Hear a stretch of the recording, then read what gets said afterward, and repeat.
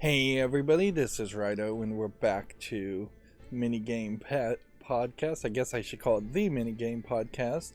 We'll have a bit of a warm-up section, and then we'll jump into the video game news. Today is Friday, January 31st. Yep. So, I suppose the big news today is, first of all, that I've got other stuff going on. I may get a phone call. And I've got kind of a hard out today, so we're not going to go super long.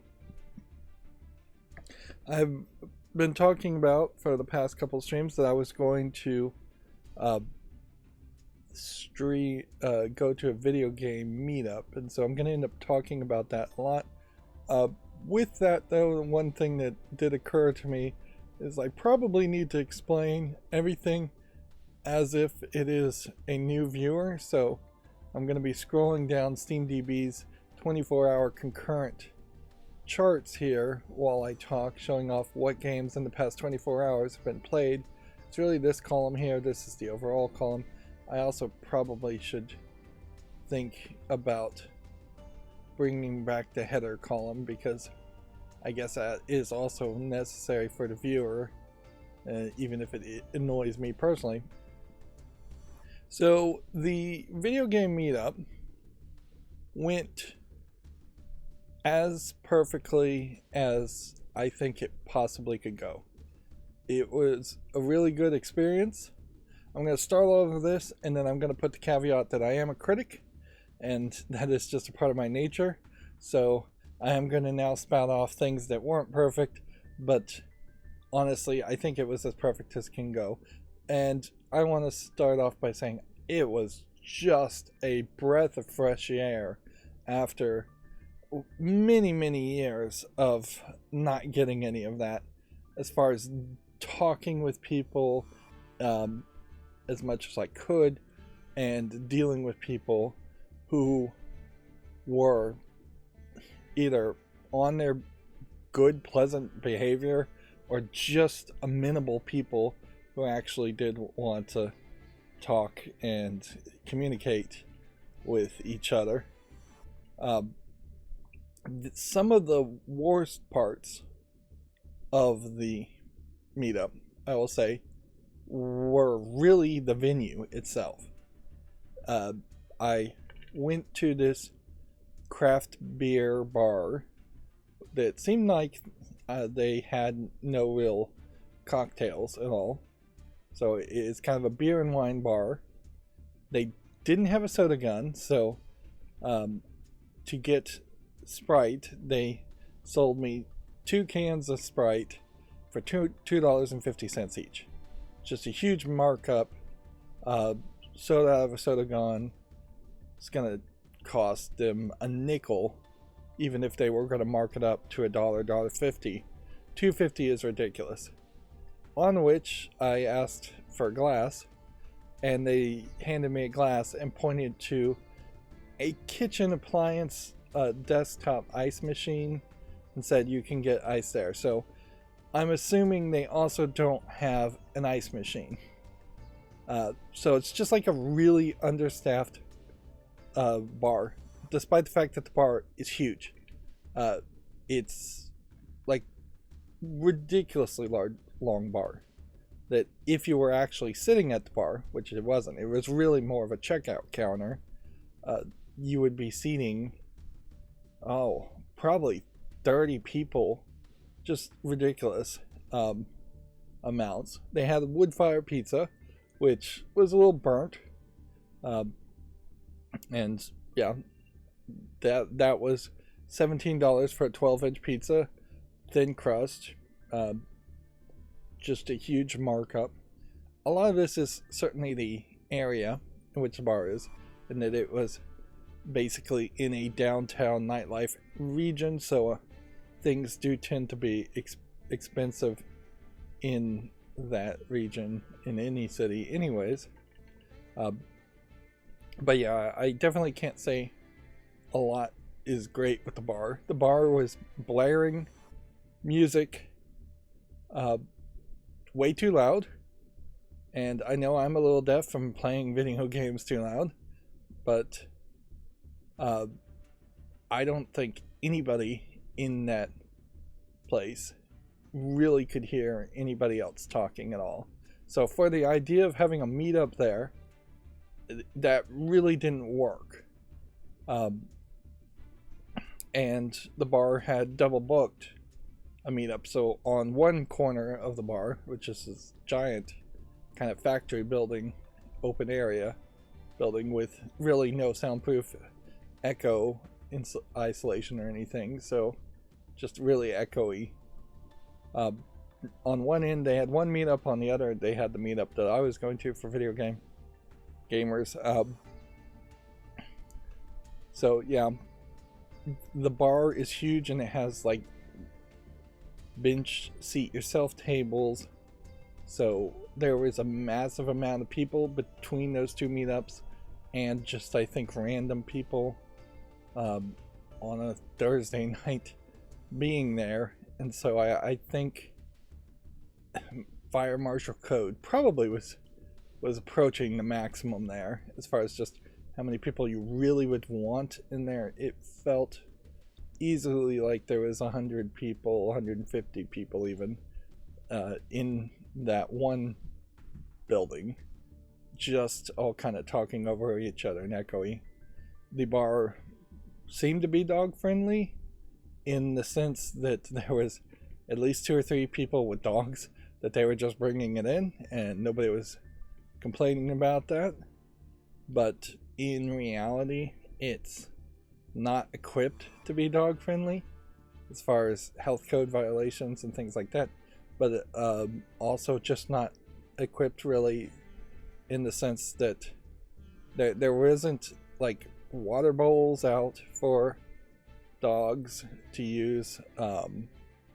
There wasn't any kind of artificial grass or anything if the dogs were going to immediately relieve themselves. Now they could, if the dogs were trained, signal to their owners that I guess you don't call them masters these days.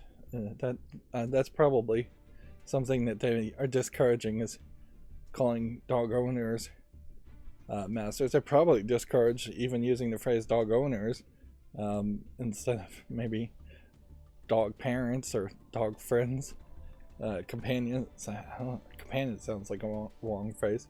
I don't know what PC culture really would want dogs and their owners to be called.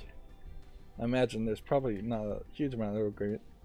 But yep, they didn't have, as far as I could tell, skimming over the menu, any kind of pup cups. And yeah, you don't give alcohol to dogs. So there is always that chance that like you'll poison and possibly kill a dog if you give them alcohol. Some people do, but you really have to know that your dog, the size of your dog, you're going to do that, and it's highly discouraged. I don't think it's really ever safe. So yeah, it's not crazy to have pep cups, which are usually just like maybe a little bit of peanut butter or whipped cream, things like that. They didn't seem to really have treats either. So yeah, while they may claim to be dog friendly, they're not really going that full mile there. And yeah, I'd wonder what the health code regulations really say about an eating establishment that serves alcohol being allowing wild animals there at the same time. Not that I hate the idea of dogs being there, but it's just certain. I like sanitary food delivery and service over seeing a dog every now and then. It kind of feels like the best solution would be to say be outside, and the bar did have a significant outside section there, so like benches outside and such. So yeah, but yeah, to be in the building, just kind of wandering. Now, I did run into one person that was very aggressively training a 7-month dog who is not part of the video game group. And yeah, I was sitting there eating the pizza, and I sat across from him and saw the dog, and this guy was like going repetitiously on just like training him and sitting and telling him to sit over and over again. It was just an interesting insight to something I imagine is the case, is that there's probably a decent number of people who own pets that use it as a method of being controlling, that's just their personality overall, and so they're raising a very different pet than what I would do, which would be more laid back and free range, to the other end of the extreme, where I would raise a pet that's just not very obedient at all. And I imagine in the history of humans having dogs, that is probably how most people raised dogs, is just lots of training and lots of focus on them following commands every time consistently.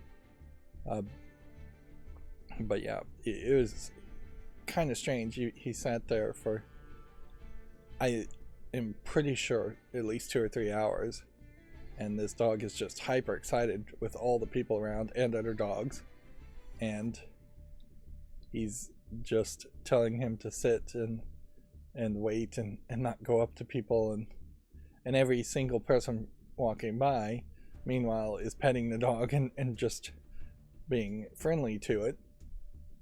And so yeah, those are really I wouldn't say it was really abusive or anything. It's just a lot of training, just a lot of demanding focus for a 7-month, particularly on that breed, particularly from what that personality seemed to be of that dog, because dogs have a tendency to affect the personality. Breeds have a tendency to affect the personality of dogs, but then dogs still are going to have different personalities within even the same breeds.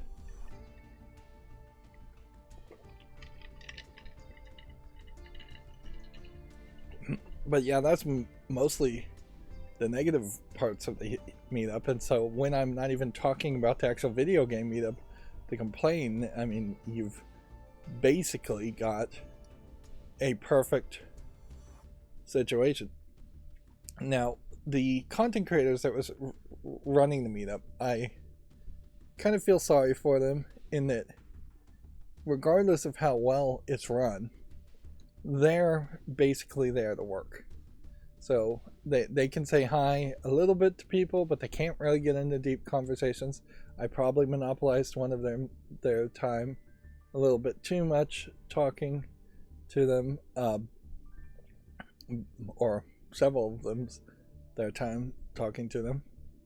But yeah, they really don't get to enjoy the meetups as much as this is them working. This is them in part promoting themselves, but mostly promoting the meetups themselves, which there is perhaps an argument there that rotating hosts might make some sense too, but then that's a whole coordination issue if there was going to be a different group of people running a different meetup. One of the complaints that is not really a complaint is that it is like this bi-monthly meetup. So the next meetup potentially is not even going to happen for 2 months.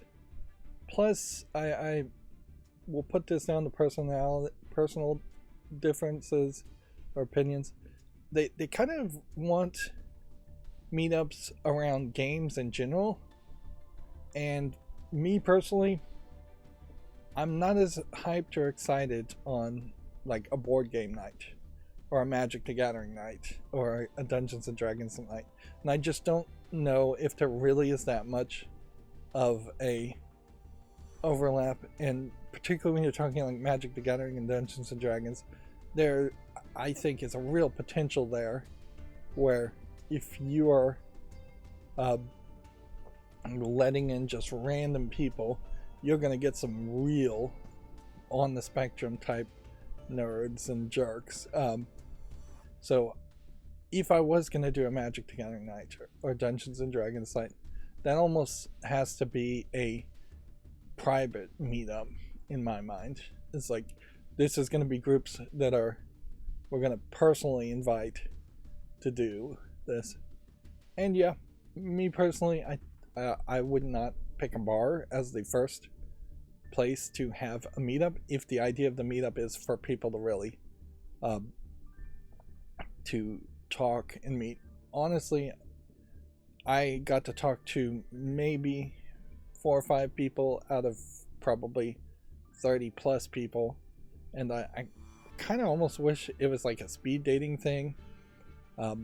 This was the first meetup they had done in a while, but I kind of feel like maybe people at the beginning doing a whole introduction setup and just going around the room and saying, hey everybody, asking them some maybe basic questions, and some of that awkward stuff that you have on like at jobs and things might very well do well, as far as just, hey, let's ask some basic questions, give everybody a chance to promote their YouTube or Twitch, which I did meet another couple of people that had YouTube and Twitch channels, on top of the content creators that were actually running the meetup.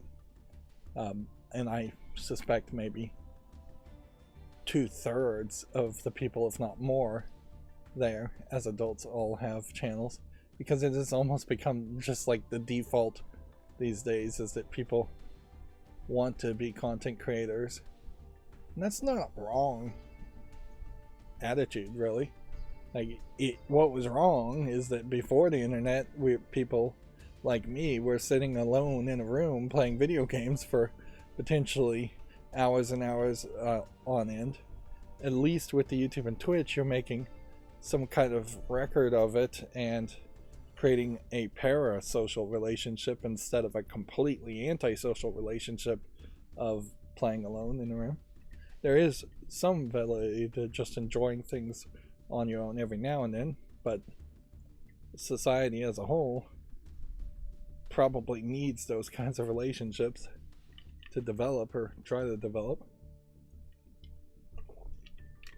Not that YouTube and Twitch are good at doing that. So yeah, but with the noise and all, very little communication and meeting of people. It was also a Mario Kart tournament first and foremost, so I played some Mario Kart 8. I've never played Mario Kart 8 before. It does seem to me like there's not been a huge amount of progress since Mario 64 really in the Mario Kart series, which is probably true because it's probably just been perfected as a concept. There definitely was some new stuff, and the controls just didn't feel as tight as I remember Mario 64 to control vehicles, and some of the gimmicks I never really figured it out, which was a recurring theme because they also had Smash Bros. Brawl and I hadn't played that either. So just figuring out the controls as far as what do these buttons do. Now, they had a great setup. They had invested quite a lot on having 4 Nintendo Switches with Mario Kart, and eventually they put Smash Brothers on one monitor, and then they had a 4 connector controller to GameCube controllers for everybody. So like the pretty much consistent agreement there, I think everybody who is an adult gamer realizes, is that nobody wants to use Joy-Cons, which is a damning statement certainly for the Switch 2, is that even if the Joy-Cons are bigger, I don't think anybody in this adults only group of gamers still would have any interest in picking up a Joy-Con. So they really knew their target audience. They really had invested very heavily in electronics as far as setting up the thing. But then as far as the actual tournament goes, I didn't actually participate in it. I didn't really see an interest in that. In the long run, I guess I could have been cannon fodder. It went for basically 3 hours, maybe a little bit longer, which was what they scheduled. Anyway, so I just played free play and hang out, and they missed out on certainly an opportunity, and I didn't even think of it until the end, as far as they needed to try a soft sell to get everybody's email as far as they walked in, and they only really got the emails of people who signed up for the tournament. I walked in, told them my first name, put on a name tag, and then talked to people, and then left. I was given a card for one of the content creators, and I'm going to email him, but certainly it was the case that several people could have walked in and played video games and left, and then you would have no way of getting them on that email list for the next event in 2 months, which, I mean, that's kind of a long time. I definitely wish it was closer to 1 month for video games, and very possibly, if you can coordinate it, a different meetup for different types of games if you want to have a board game night every week of the month. Every Thursday, like board games, card games one night, Dungeons and Dragons one night, Magic the Gathering one night, video games one night. Then you'd have 4 separate events with potentially 4 separate groups of people, with a decent amount of overlap if you really wanted to do that. All 4 of them. I also have to say I was pleasantly surprised in that of the people I interacted with, there was only one person who was slightly more of a I don't want to say on the spectrum because that's ridiculous. I'm going to jump over to the next on this day in gaming history chart. It also occurred to me that this would probably be a great source for content creators to do some reminiscing and or a maybe even be a source for playing some kind of game as far as just histories, although in reality I don't know what really kind of game you could do, because it would be kind of ridiculous for a gamer to remember the exact date that a game was released.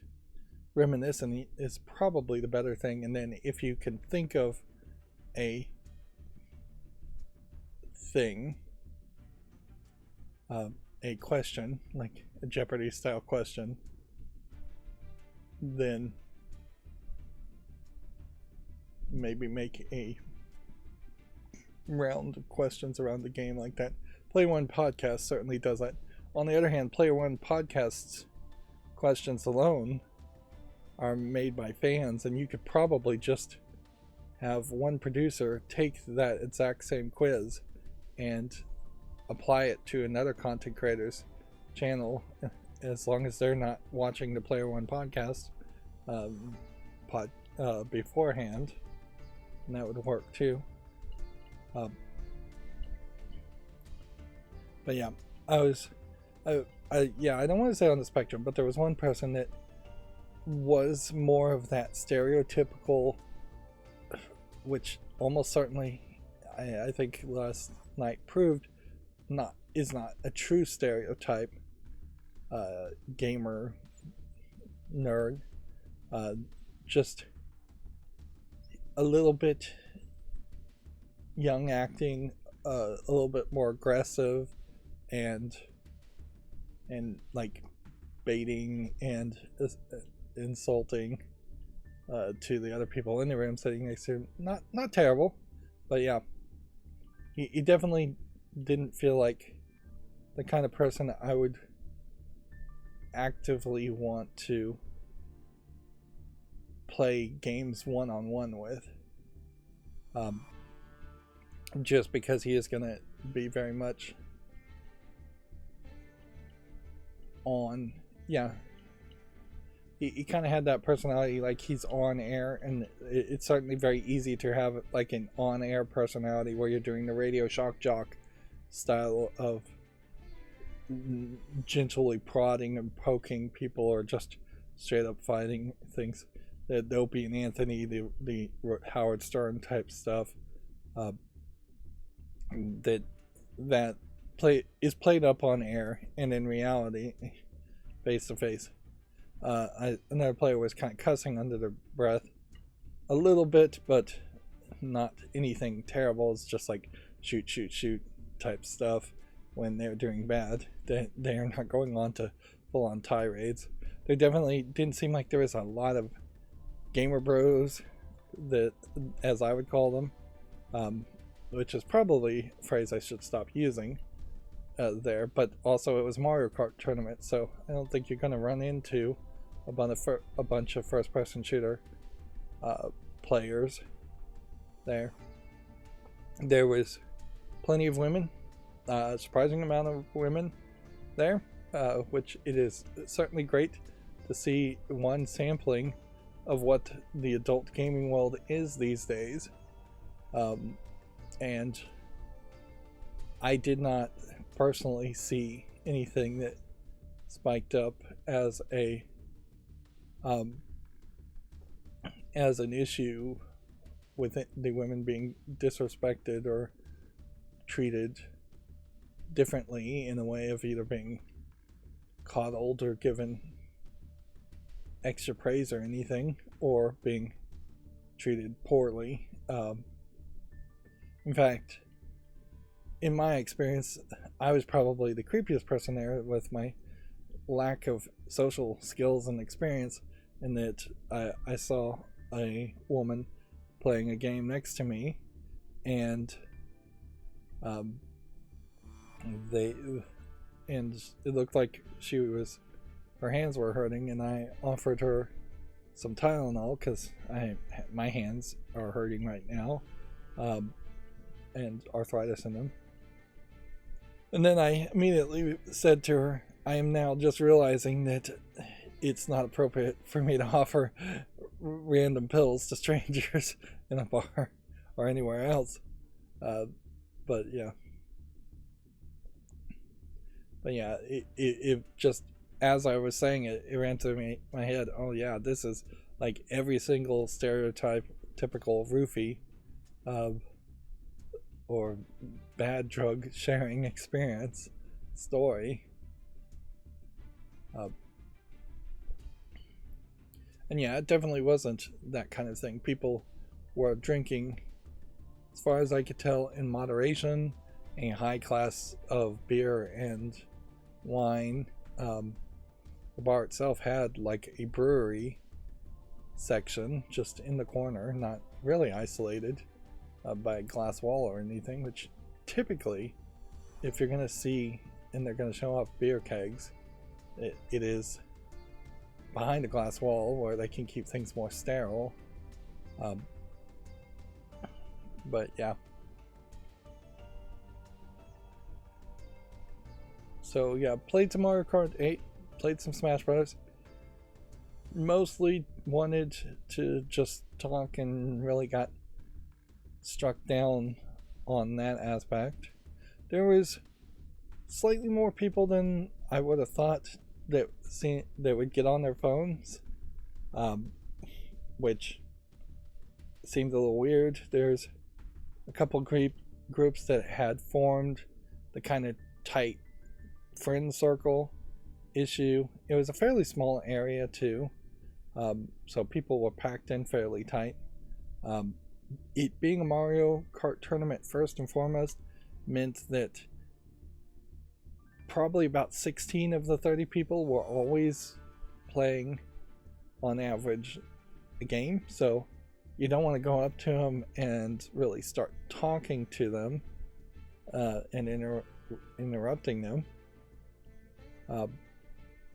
And when I was playing, I was commenting a little bit, kind of like how I do on when I'm playing actual games, back when I was playing actual games and putting up footage of that, which I'm still too busy to really do right now. But I'm not sure people really even heard me, and definitely I was kind of the only person there. I definitely think I'm still kind of the old man there. I think just the amount of time I've had to play games and the length of time I've played games, there were people there that were starting when they were with the Super NES or the Nintendo 64 era.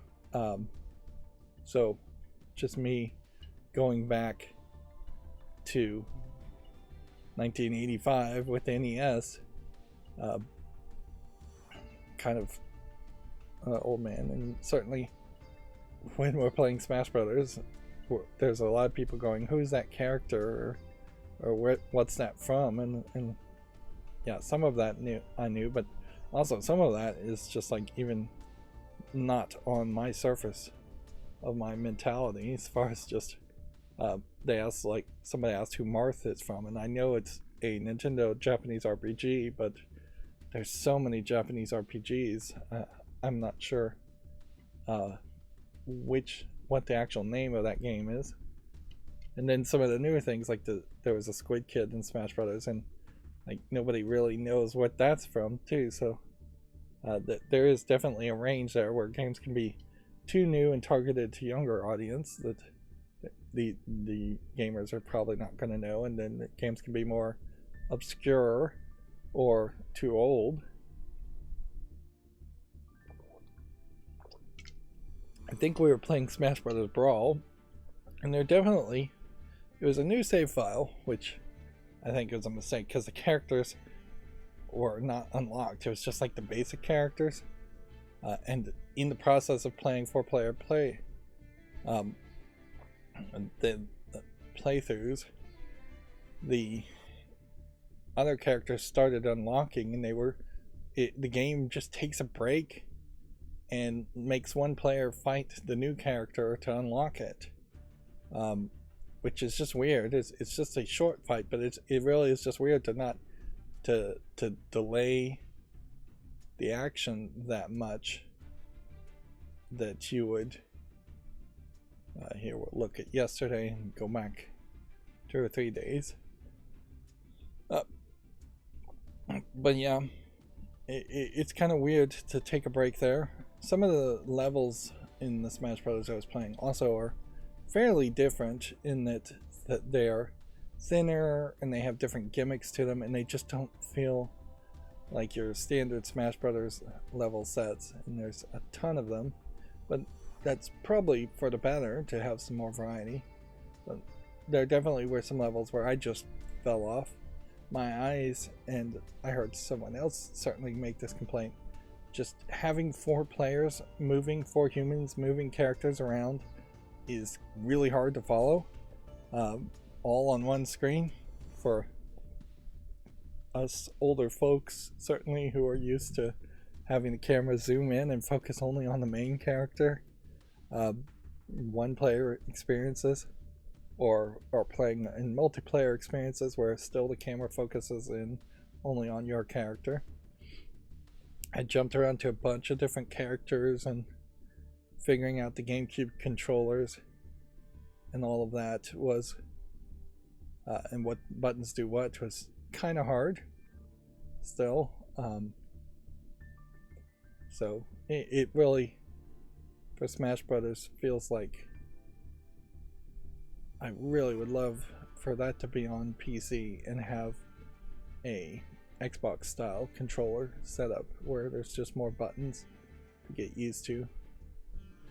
Mario Kart 2, just like Smash Brothers, feels like they really hasn't evolved much.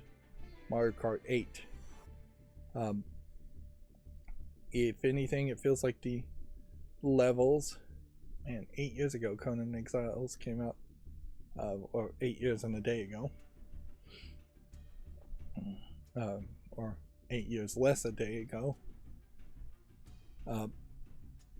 Yeah, it feels like the levels are somewhat smaller, although that may have just been how the tours and the arcs had been set up to only do 3 laps instead, where it felt like in Mario 64 there was 5 laps.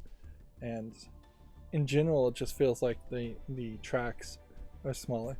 Plus, they have this really good cheat now in level design in Mario Kart 8. In this is probably not just 8, but more recent ones, in that anytime they're developing a track and there's just a section that doesn't really fit the rest of the section, they can just add a jump that will have you hover or glide from one section to the other.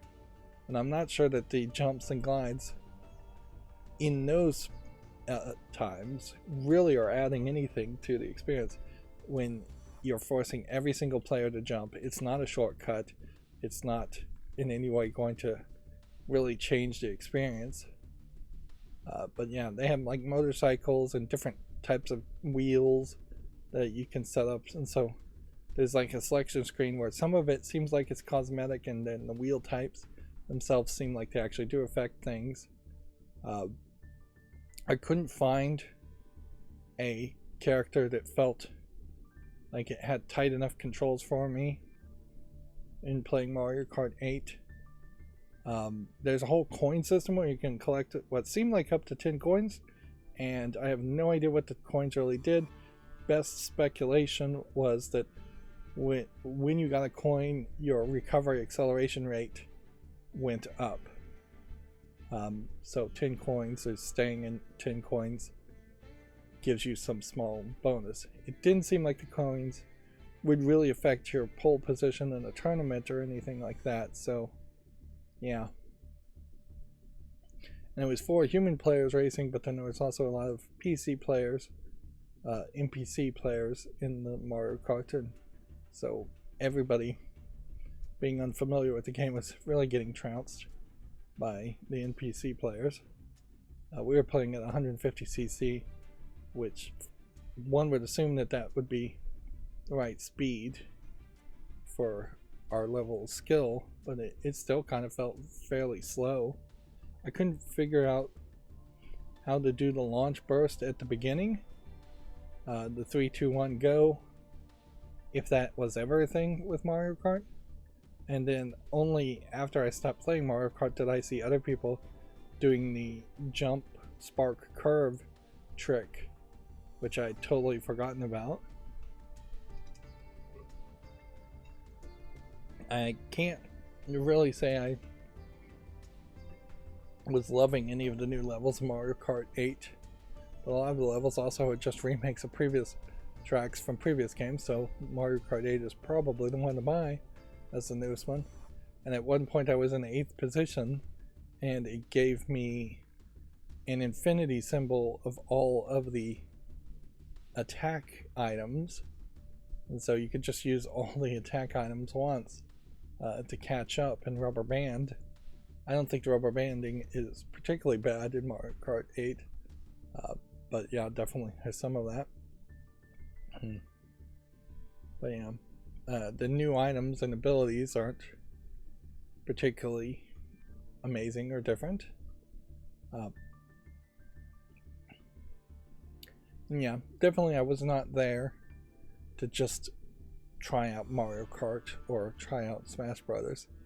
If I never played Smash Brothers or Mario Kart again, it really wouldn't be a huge loss to me.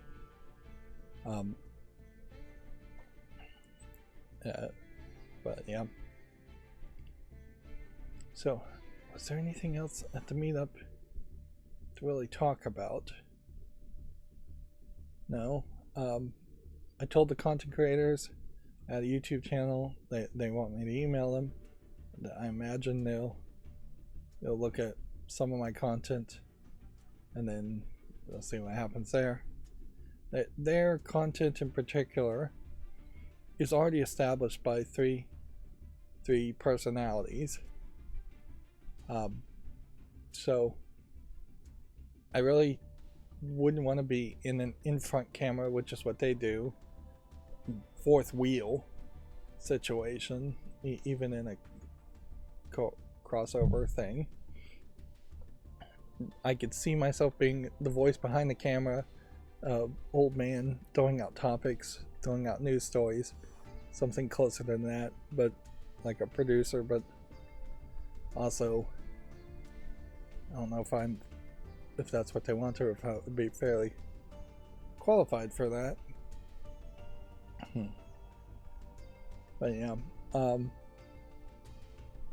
we'll just see if anything happens there. And really, I don't have a ton of time to do anything with my YouTube channel at the moment. When the Mario Kart tournament ended, one of the three personalities, they were taking photos with the winner, which the winner won a gift card to the same bar, which is fine and all, but I guess you probably don't want the prizes to be that big of a deal. You don't want giant trophies and things like that. I think that's probably the wrong direction to go.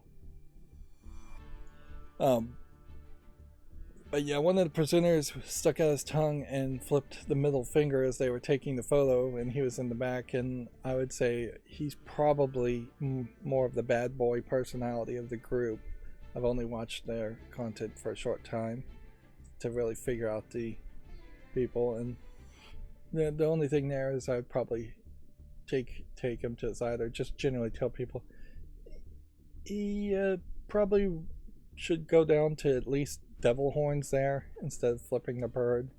And at a certain point, you just gotta remember that there's other people in that group photo that's supposed to be celebrating the winner of the tournament, so you want to try and keep it more light and friendly and happy on it. But yeah, had he done just devil horns on his tongue out, then alright, that would have been one thing. But yeah, I think flipping the bird comes off potentially too aggressive there. But yeah, not a big issue. Not for me. Everybody's always going down that journey of just improving their character and personality as a content creator. And when everybody has things they can still improve upon.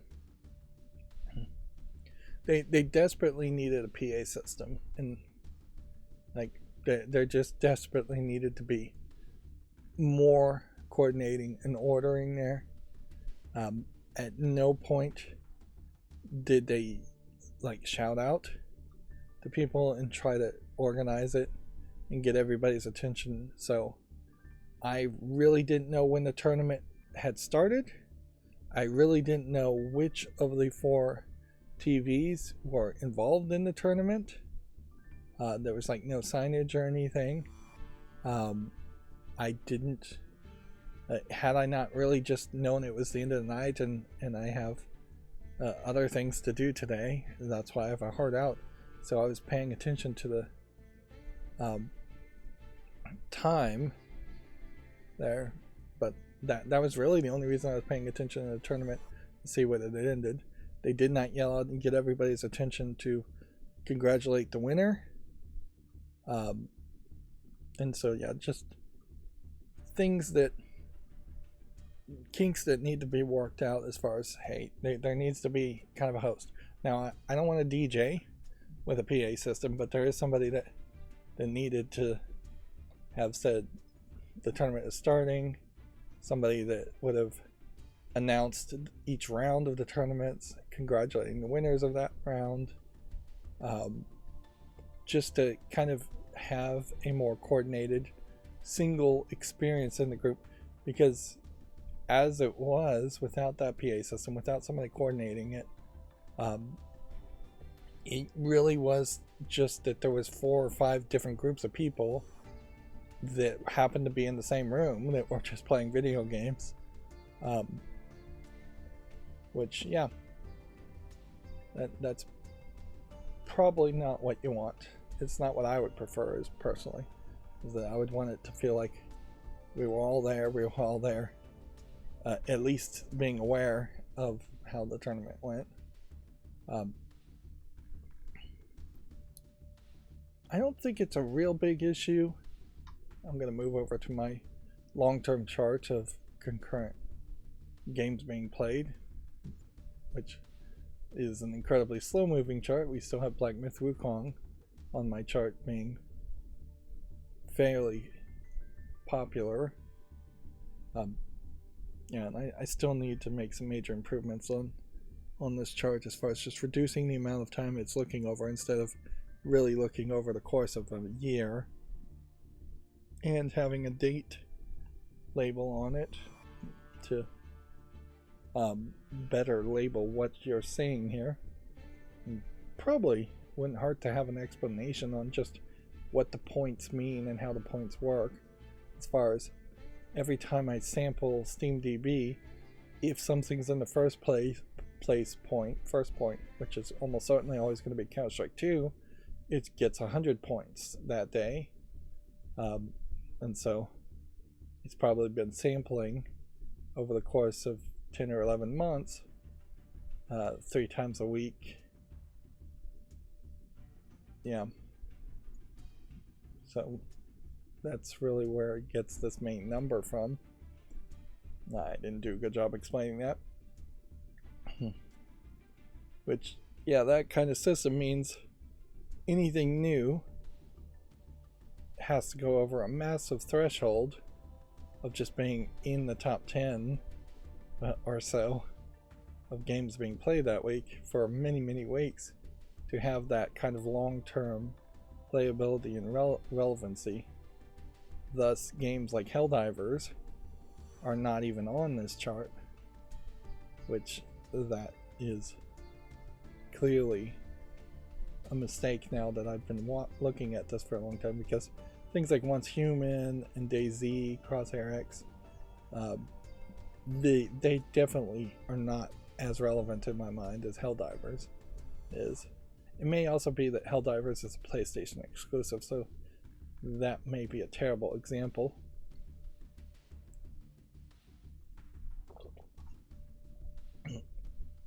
Yeah, I think I'm done talking about the meetup.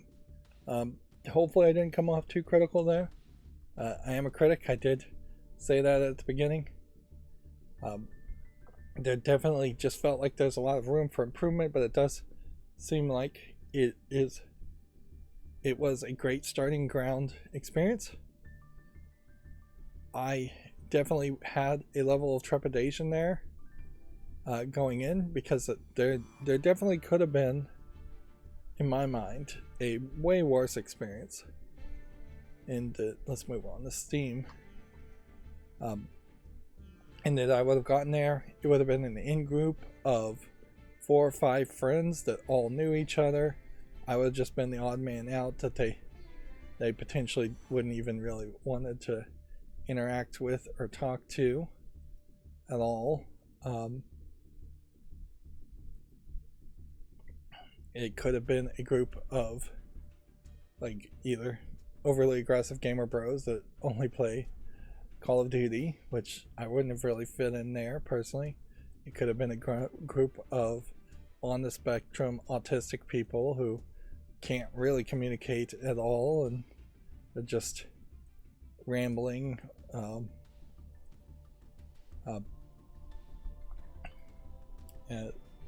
and not just don't have any real social cue skills. If anything, I imagine of the people I interacted with, I was one of the people with the least amount of social cue skills there, which that is good, because I need balloons to lift me up in that department, not anchors that would pull me down or irritate me.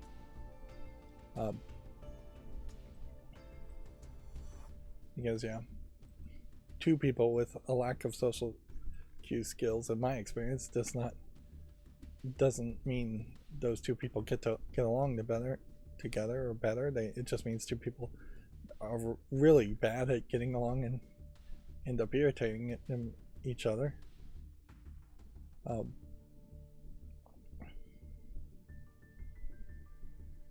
Card Fight Vanguard is new and trending. Vanguard Dio Days 2. Maybe that's a new spin-off of it. So yeah, great experience. Lots of potential. I hope they continue to do it. I would be fairly shocked and disappointed if the content creators go onto their podcast and say it was a nightmare experience or anything like that, or that they weren't going to do meetups anymore. They said to me that they were really surprised by the number of people. I think that definitely is something that everybody needs to remind themselves, is that you often plan for failure and fail to plan for success.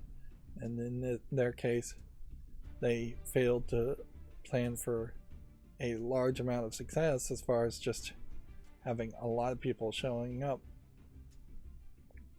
I'd have to get to know them better, but I definitely feel like their meetups could benefit from one of my Raspberry Pi setups with just NES ROMs. I'm not sure how they would feel about that, but there is definitely a room for setting one up for those NES, Super NES era games.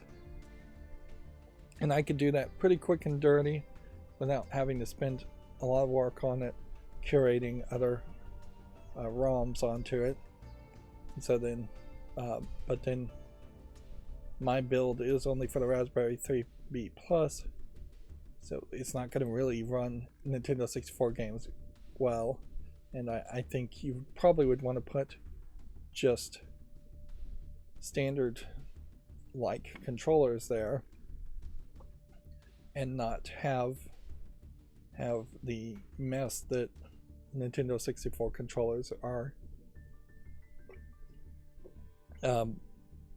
If anything, it probably would make sense to have two, if you got big enough, one with Nintendo 64 style controllers plugged into it, just focusing on Nintendo 64 games, versus one that has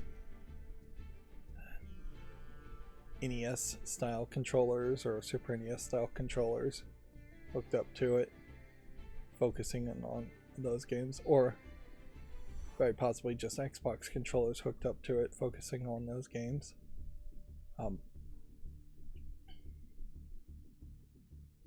But yeah, since the meetup was in the bar, they did manage to completely avoid the kids issue. There were no kids, and no kids would have been allowed in the bar. So that's where my RetroPie setup would need some tweaking, since it really was designed for younger kids. But yeah, I could see people being even older than me who would have played Nintendo 64 or Super NES, NES, early console games like that, and I could see where that would bring in that different audience. Plus, there were definitely some wives and girlfriends there that were non-gamers. Wives, girlfriends, husbands that don't game. Friends of gamers. Let's just call them that. That's an easier phrase to use. And so having something that's a little bit simpler to say, hey, here's some old school games if you're into that real retro stuff, that would be beneficial. On the other hand, instead of doing a Raspberry Pi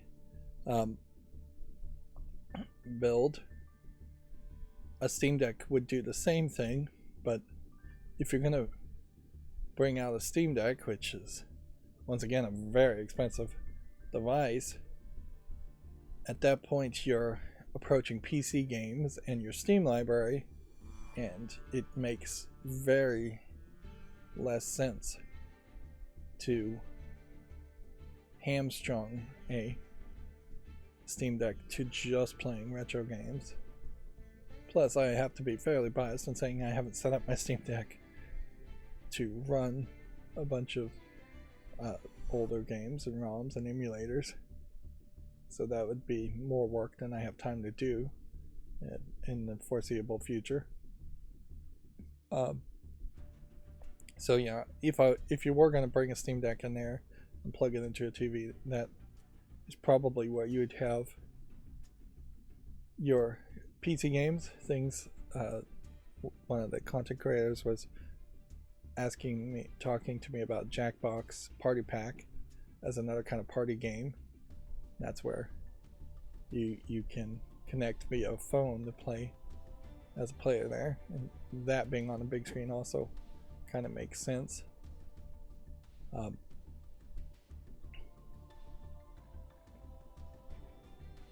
Too.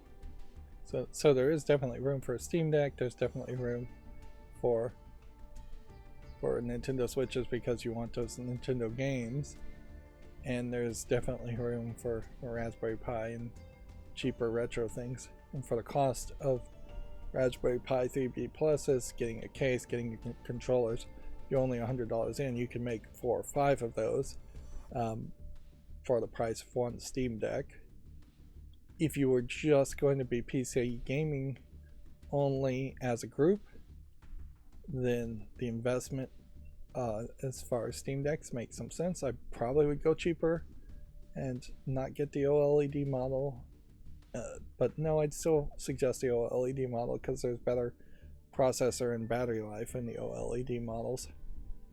But yeah, it is a vast difference between buying 3 Joy-Con Nintendo Switches and buying 3 Steam Decks, though. You would be just investing a lot more money. And that's one thing that the content creators that running this group really impress upon me, is that they have really committed and put a lot of money into the event and a lot of effort into it, and that's applaudable. They put a lot of effort and polish into their podcast and their podcast studio, which is applaudable certainly too. And yeah, the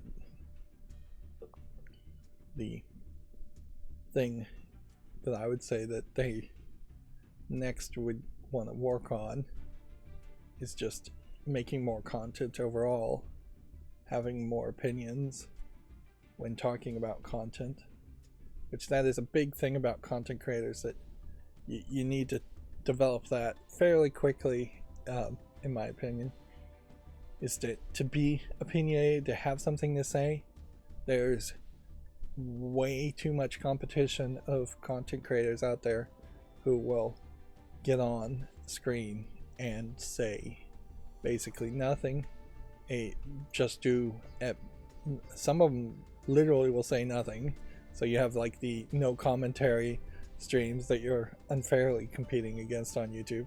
But some will barely say anything and just go, yeah, that's great, that's cool, and then just be really chill on it, way too chill, and just that's not going to be content that's going to be unique and bring back an audience in the long run. And then you'll have people that will just describe things, and that is, I think, the bare minimum, is that if you're gonna just describe what a game is and somewhat generically describe your experience, saying, yeah, I liked it, without really getting into the details and the weeds, or provoking any real questions and conversations around the games.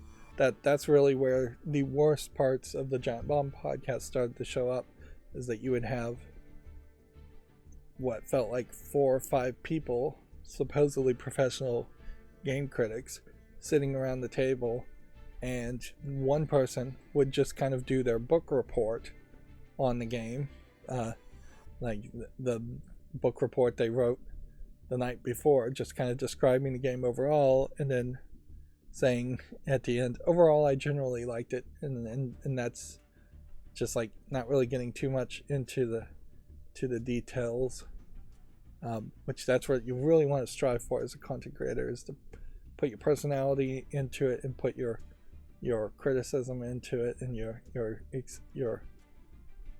observations into it. Get those details in. Same with a book report, a good book report. And I'm a weird person to make this, as someone who probably never actually turned in a single book report in their entire school career. It's crazy. I even graduated. But yeah, you want details. You want not just stating basic facts. You want to make that what could be 5-word sentence be stretched out into a 3 to 5 sentence paragraph on just one element in detail. And for me, and for I imagine most content creators, since you're just doing that verbally, getting that gift of gab, developing that is very helpful. And I think that's where the bare minimum of content creators need to be. And eventually, as you grow an audience, as you develop your own personality on screen, you become somewhat of a personality who is perhaps at that other end of the spectrum. Once you become that personality after many years and lots of success, you want to struggle a little bit just to get back to being closer to center and still have details and descriptions.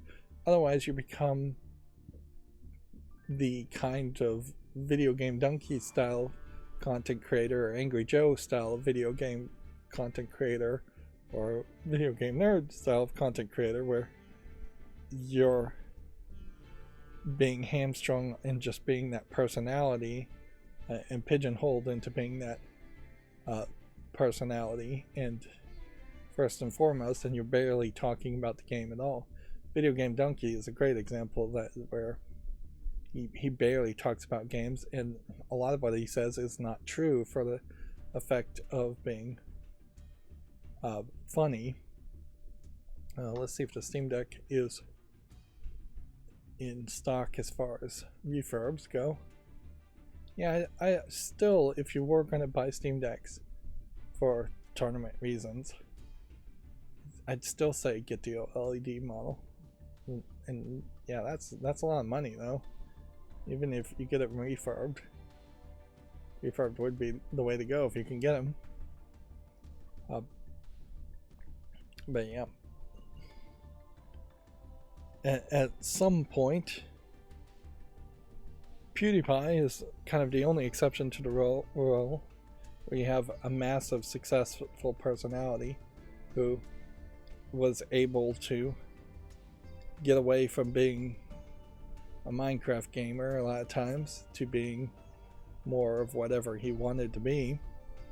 And so you have just enough people following you where getting away from any specific one type of content was not as damaging to him as it would be to any other content creator. But yeah, Video Game Nerd is also kind of a great example of somebody who had success being this personality who didn't really even care about video games that much, and his friend, who really doesn't work with him anymore, was a video game fan. Video Game Nerd was just kind of a good character actor that succeeded because he got in very early. And yeah, guess I'll leave it at that.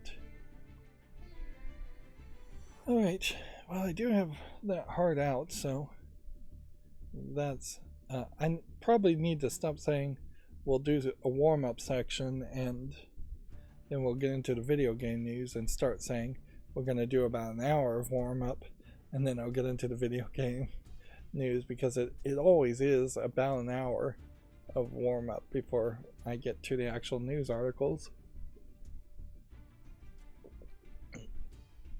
And that is certainly something I wish there was a better way to do that and have like a separate pre-show stream and then swap it over real fast to the news part, and just do a live clip. But YouTube hasn't added those features. What YouTube is experimenting with, I saw, is a Reddit Gold like system called Hype, which, if they announced it, I forgot about it. And yeah, I'm saying it's like Reddit Gold. It definitely seems like Reddit Gold to be fairly scammy, in that they're going to have some kind of leaderboard. It seems like it is just straight up one leaderboard for the entire front page of YouTube, which I don't know how many people actually go to the front page of YouTube per se, because yeah, most people are using a YouTube app, and I don't know how you even get to YouTube's front page from the YouTube app. But people are capable of hyping 3 videos per day for free, and then you can pay to hype videos more than 3 videos for free.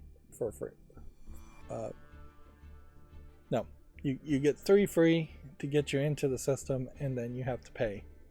And it seems like it might very well be an unlimited amount of paying. They're claiming that this is going to be balanced in some way, and that bonus points are given to smaller content creators, so it isn't just going to be PewDiePie fans paying to hype PewDiePie videos. Although, so far, I don't know how you create a system where you couldn't have just a group of trolls come in from, let's say, Kiwi Farms or Reddit or wherever, pick a really small video that is embarrassingly bad and just hype it. Or let's say there's a cancel culture effort going on, which and then you just have a whole bunch of people hyping up a video that makes somebody look bad. Or I mean, it could fall into politics very quickly, in that you're having political videos just getting hyped up to the top of the leaderboard, and that doesn't sound particularly fun. Speaking of cancel culture, there is a incident with Minecraft, the group of Minecrafters that is fairly popular, in that they kicked out after allegations were made against one of their members, Iskul, and well, I don't know if they kind of forced Iskul to quit, according to Iskul at least, and I think that may very well have been a mistake on his part.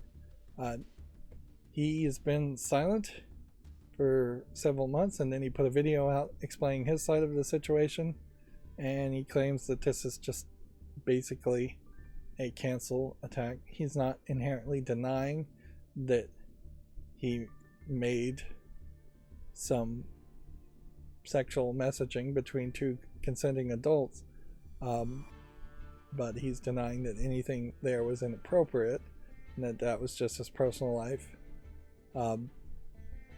And maybe there is something that would be proved out there, in that maybe you shouldn't flirt with people that are in any way affiliated with somehow working with you, but that's also a very high bar as far as how things go. So yeah, there would be questions as far as an imbalance of powers there, to whether or not inter-office dating would be inappropriate or not, which is effectively what this seems like it was, at least according to Iskall. And he's opened up a police thing. I think Iskall might be in the UK, so he may have a lot more slander or extortion protections there. And some of this cancel event, a lot of people very quickly, according to him, just turned their backs on him. And he has this whole Vault Hunters project where other developers tried to force him into signing a document to hand over control to him. Minecraft, he claims, gave him like an hour and a half to come to this emergency meeting, and in my opinion, and he, instead of going to this emergency meeting, which was almost certainly the wise move and under the advice of lawyers, probably exactly what they tell you to do is no, don't get in this emergency meeting, but he chose to leave Minecraft. I think in particular he should have just stayed silent there and not responded to them at all, which is, yeah, no communication is probably your best bet there. Is just go completely radio silent. If Minecraft demanded that he show up at an emergency meeting, don't respond to it at all, and better than responding to it. And then you put 100% of all the actions onto Minecraft. Minecraft seemed very quickly and willing to condemn him and then completely delete him from from the history. So it definitely does have some of that cancel culture feel going on.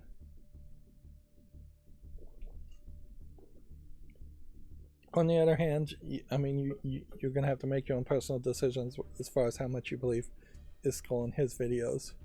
His one video that he's put out explaining his side of the situation.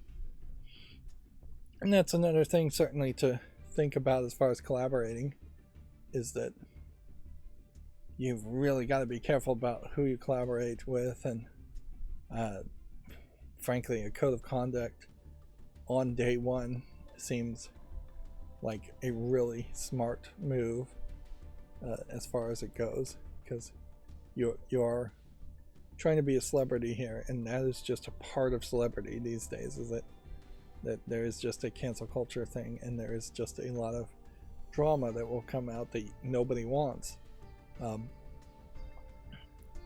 So you need a plan for it, and you need to be able to trust everybody you're working with as best as you can.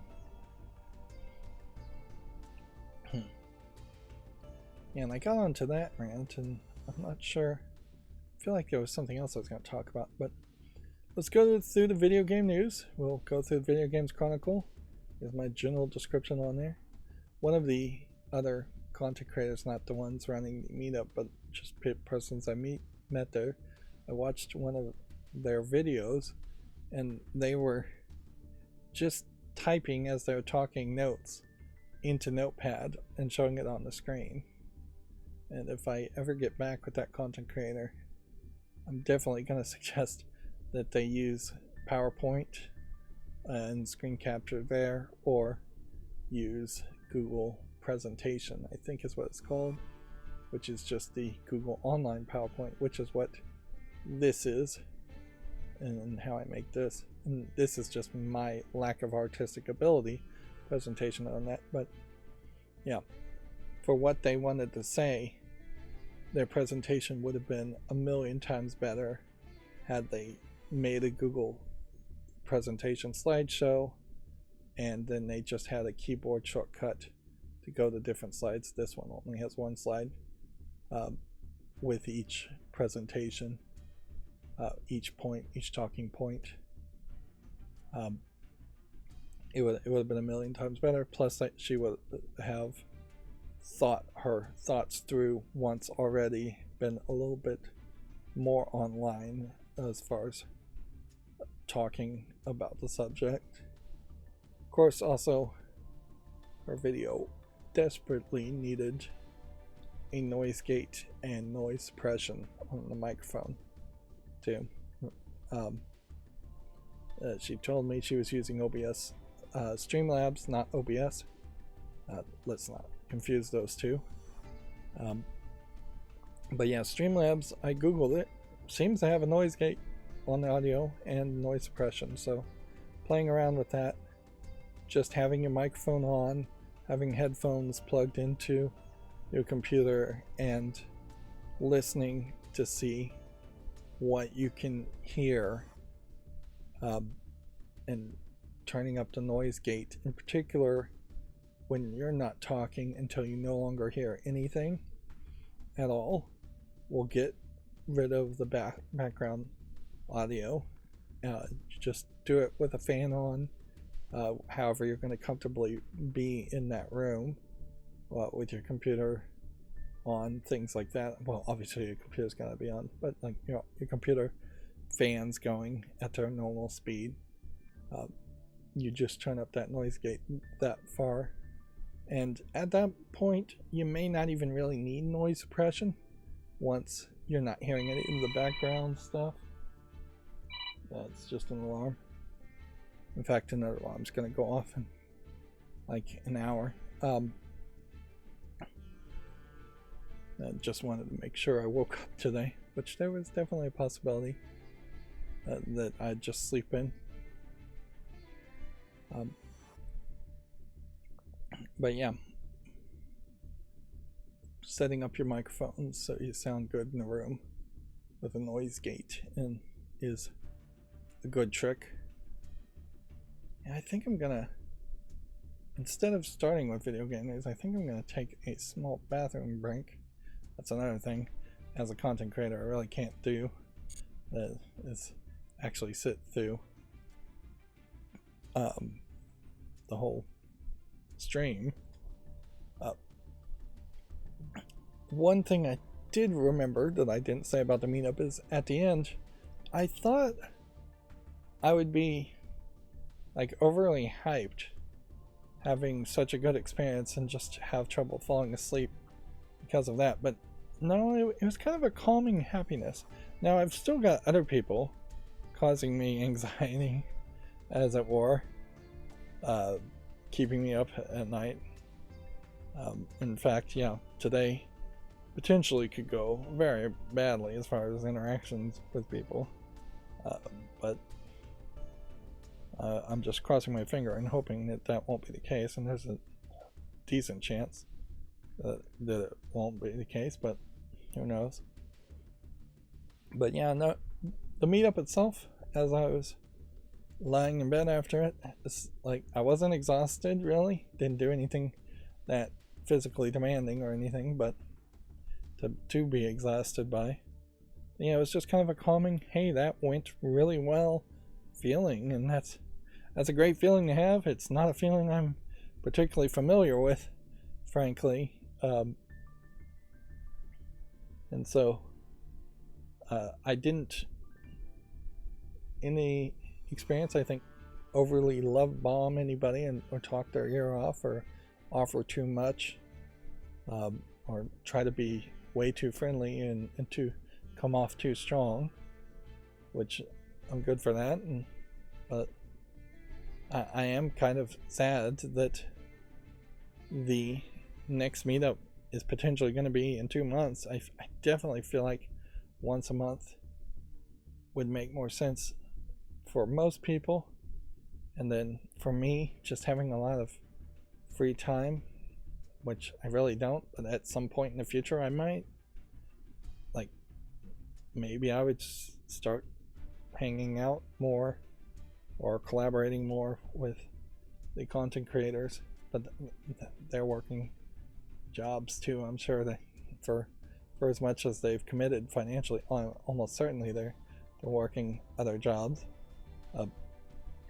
So yeah, I could see you would potentially have these meetups as public meetups, and then you might pick a group of people that's like, hey, these are the people we know, we've seen them at meetups multiple times, let's pick them and make them part of a private group and have more casual I actually trust these people to come to my house and play games with me type group. Where, yeah, that is definitely an in group and kind of unfair, but not a terrible thought too, is to just kind of say, hey, we know some people at this meetup are a little too strong. We really don't match with them that well. If they want to do Dungeons and Dragons or Magic the Gathering meetups, things like that, which I'm not sure they really would want to do any of that, I would definitely say you would want to find an in-group and have like a mailing list of people that you really want there to show up, and not have those be open random groups of people, just to filter out the absolutely horrible antisocial players. But yeah, for me, I could see going to those kinds of events, even though I really don't care about playing Dungeons and Dragons or Magic the Gathering.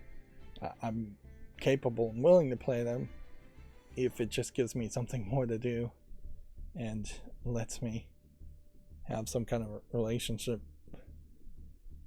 skills development practice. And maybe it wouldn't just be this group of people. Maybe I just need to spread out to different groups of people and have like 4 different groups of people that I meet up with once a week. And that's not too crazy, really. It's been in the past fairly common for people to have Friday poker games on a weekly basis. So similar kinds of ideas, or football fans going over to different people's houses and watching football games on once a week. But maybe even once a week is too much. Yeah. Anyways, I'm going to take a small break and pause the recording, and then I'll be right back, and then we'll start the news. Okay, I'm back. Sorry about that. Alright, so Video Games Chronicle news. Let's go through it. My macros, as much as they can be helpful, they are also still a pain. YouTube changed its layout of its website a little bit on YouTube Studio, so I ended up having to make a couple tweaks just to get shorts scheduled. Shorts should be going out again now. Of course, I need to make shorts, I need to upload shorts, and I have no way of really automating that process more than I already have. So it still is very much a case where you can only upload about 100 videos a day, including 3-minute shorts. So that need to do that and take that quota every single day.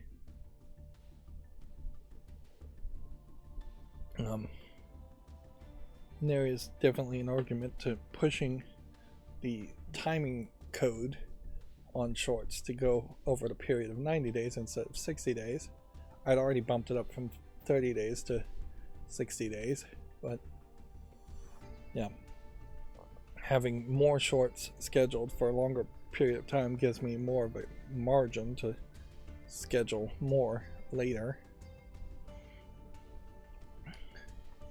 But yeah, as far as the news macros that open all the tabs, Video Games Chronicle is still completely broken, and so I'm having to manually open all the news articles. It's not that difficult there, but it's just one more thing that takes a few more minutes.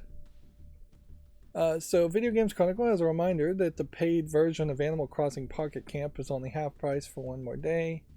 The introductory price for Nintendo's mobile game ends on January 31st. It is also, I guess, worth mentioning, I'm not sure if we'll see an article about it, that the new expansion for Pokemon TCG Pocket is out, in which they have 2 new packs, and they've hidden the first 3 packs. You can go back and find them, but it's kind of hard to find them, to go back and open those. These 2 new packs have a lot of later generation Pokemon, so getting around to actually playing Pokemon, playing the card game and learning these new cards is going to take me a while, and just learning what the Pokemon even are. I probably will never really memorize their names. I'll probably just start to memorize what they look like. So yeah, they definitely are jumping fairly quickly to a whole new generation, which in fairness, it may just be the generation after the original 150 Pokemon. I don't think it is. I think these are fairly newer things, but once you get past Mew and Mewtwo, anything in the Pokedex after that, I pretty much don't have a clue as far as any of those Pokemons go. So I really probably only did play Pokemon Red or Blue,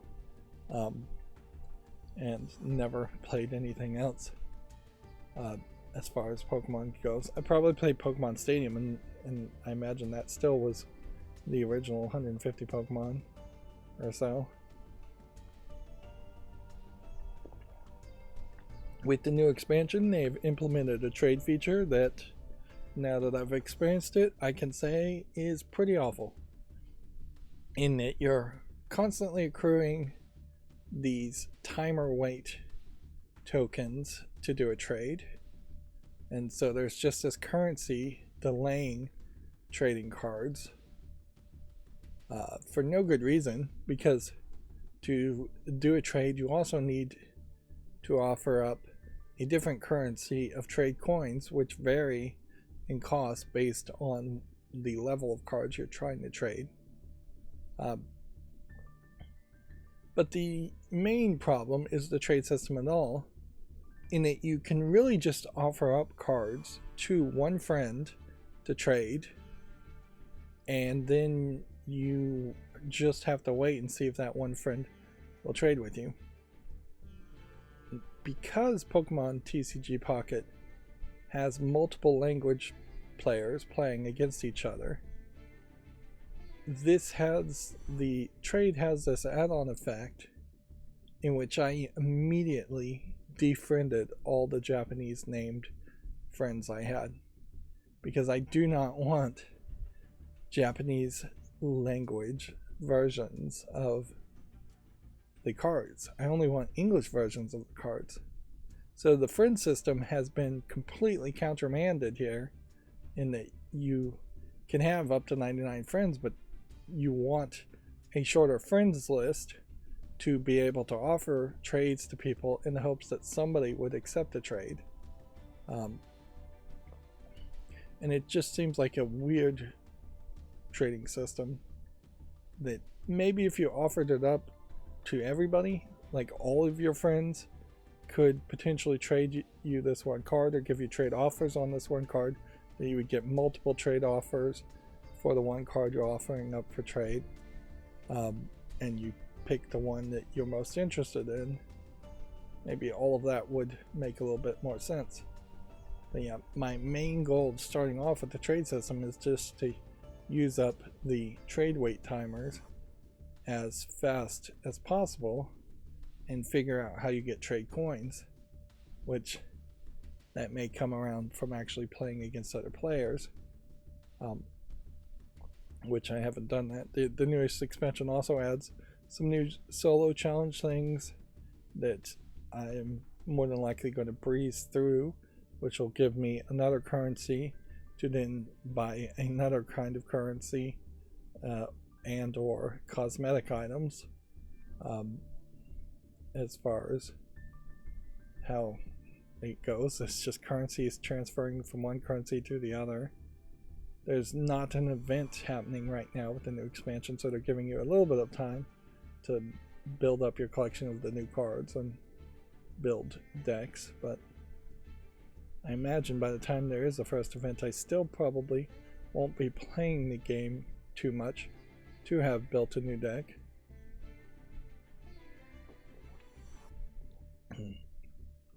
So yeah, with the new expansion, the Wonder Trade system, which is a pretty good system to fill in your occasional have a chance of filling in your occasional missing cards. But it gets messed up with every new expansion in that everybody is going to be opening packs of the new expansion, so you're going to get a bunch of offers as far as wonder trades, or wonder picks. They're not trades. You're going to get a lot of offerings of low-level cards that you will get opening card packs from the new expansion anyways. And even if you did get a wonder pick with a high-level card, which you can tell based on how shiny the edges are, basically, there's no guarantee that taking that wonder pick is still a good idea, because you may get that unique shiny edge card just opening packs too. And yeah, I'm still playing Memento Mori. Memento Mori right now has not brought in their next new character, so it's been fairly quiet. I did think at the meetup yesterday that maybe I would pull out my phone and either show them the Godot clock app that I'm working on. Didn't come up, couldn't talk to people too much because of that, or pull out my phone and show off Memento Mori or Pokemon TCG Pocket. But really the only time I pulled out my phone was 2 times to look at the clock, so I barely pulled it out of my pocket, looked at it and put it back in without even unlocking the screen. And then once I pulled it out and brought up my YouTube app and had the content creators type in their YouTube channel name and subscribe, so I can give them subscribes and look at their channel. Inherently, it's still important to point out that I went there to make relationships and friends. I really wasn't there to try to make business relationships. So yeah, I'm not trying to be a consultant to other content creators with my failed channel that's only slightly more successful than other people's channels. Although I can give advice here and there and give ideas, some of which may be bad ideas, all of which may be bad ideas, let's be honest. But yeah, I definitely was trying my very best to not walk in there and just like write on the name tag, subscribe to my channel, or hey everybody, I got a YouTube channel, please subscribe, or please watch it. Like, I'm not there just to shill myself. That was not my goal. I tried, and I don't think I really brought it up to anybody first. Like, everybody else said, hey, I have a YouTube channel, and I go, oh well, I also have one. And that's really the level I wanted it to be. Anyways, it's supposed to be going through video games news, supposed to be getting all this done fairly quickly, so let's not get into too many more rambles. Let's see, a Capcom Spotlight and Monster Hunter Wild Showcase double bill is coming next week. It's going to be a 36-minute presentation on February 4th. GameSite denies the founder has day-to-day involvement after he imitates the Elon Musk salute. I don't know what game site this is. Let's get that detail for it. The God is a Geek game site is not one I have heard of at all. In fairness, there's just so many video game sites, and none of them, very few of them, are even worth listening to. So the entire editorial staff has quit, is the update here. This is happening a lot. Well, that you're having people imitate Elon Musk's salute. One comment on that he did during the inauguration, that to a lot of people looked like a Nazi salute, and I personally would say I would classify it as a Nazi salute. one interesting thing there is that the Roman salute, basically there's no evidence that the Romans ever actually used a salute like that. People in the United States used a salute like that pre the Nazis doing a hand upward at an angle gesture, and that's why in the United States they actively swapped it over to the hand over the heart salute, which is fairly unique.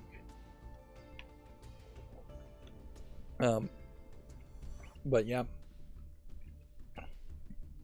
as far as I can tell, it doesn't seem like there really is any evidence that the Romans ever actually did use a salute like that, and that was more just TV and propaganda that led people to believe to that. Regardless, it doesn't really matter. It's the same thing like the Hindu swastika.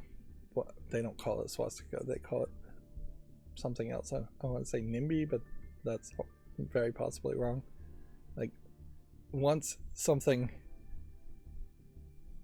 is affiliated with your symbol that's so bad, whether that something happened before or after in time, that symbol is just forever tainted. And the salute is just an example of a symbol like that, where it's like it's just forever tainted, and you definitely should not be doing it. And so several people have been potentially talking about it, potentially defending it, maybe not even defending it, maybe just talking about it and then repeating the salute, and it's got people really upset. I would say, before moving on quickly, that there's a lot more to be upset with, and focusing in on a salute in particular,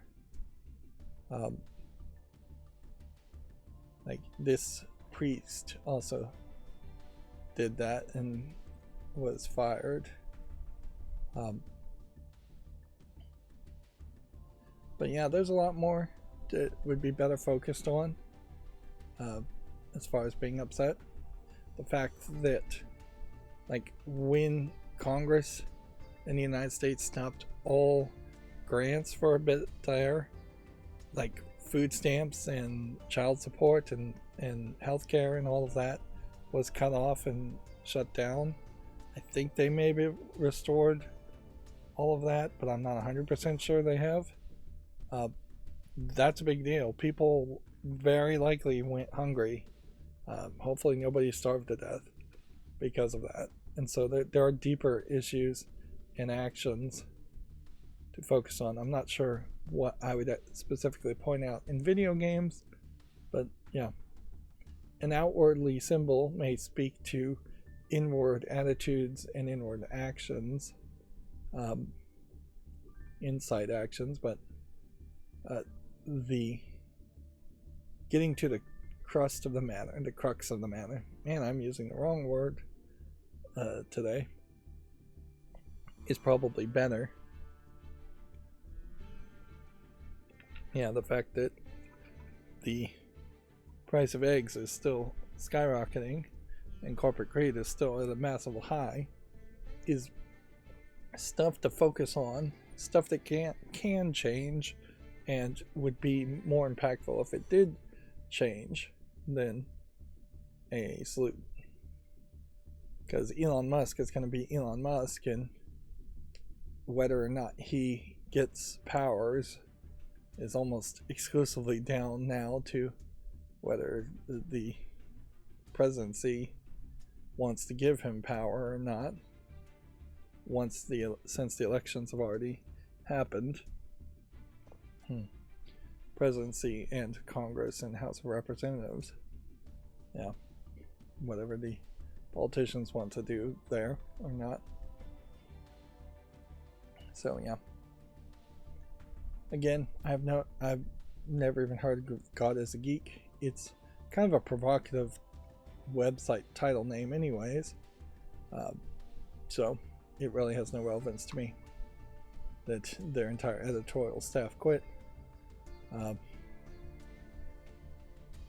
Frankly, it's hard to value the editorial staff of any mainstream video game journalism site, and while I do kind of pity them somewhat in that they tend to be overworked and underpaid, I also can't pity them too much in that they tend to have done a fairly poor job as far as being good objective journalists, or yeah, good in the sense of making good content. Moving on, Ninja Gaiden 2 Black is getting balance adjustments and additional features next month. That's not really the kind of game I would expect would need balance adjustments and additional features. You'd just kind of expect that to happen on launch, but okay, maybe it needed it. It'd be nice if games were perfect before they were released.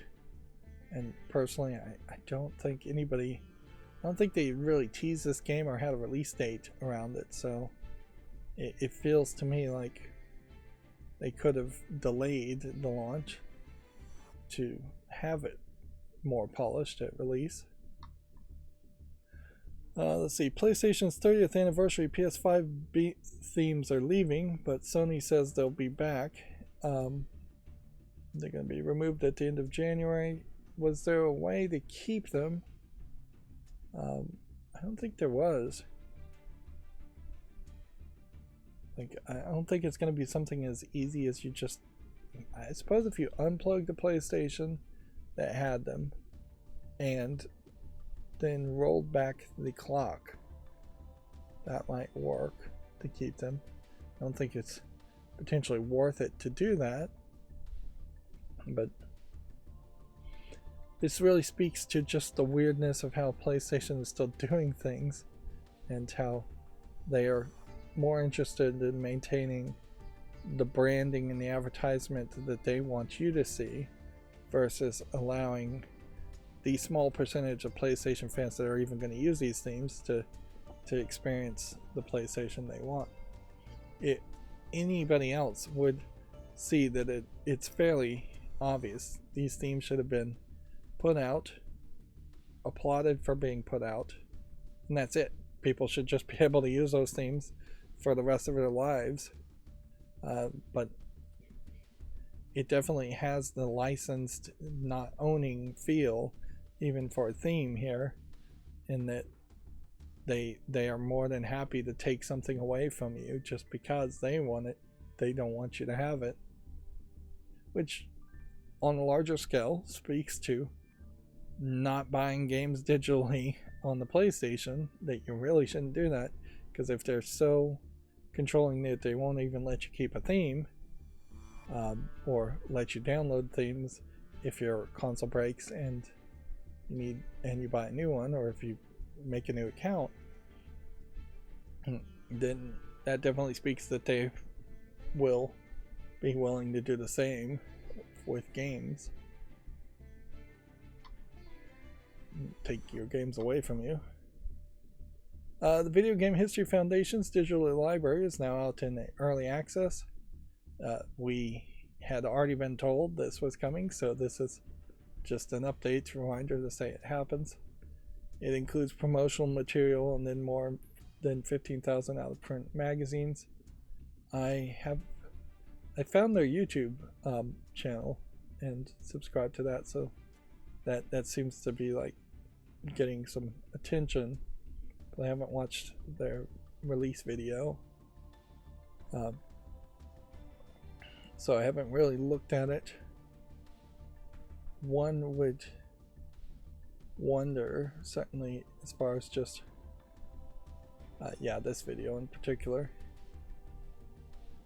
one is going to just wonder how much overlap this content is with retromagazines.com or the archives.org setup.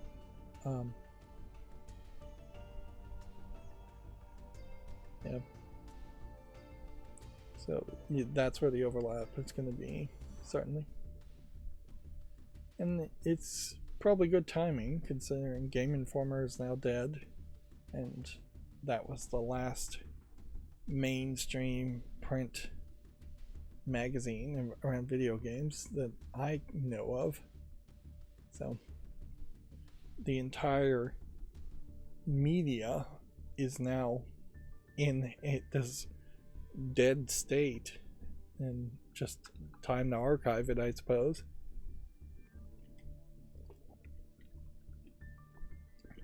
It is interesting that like Amazon.com doesn't have like a Game Informer style only on Kindle magazine.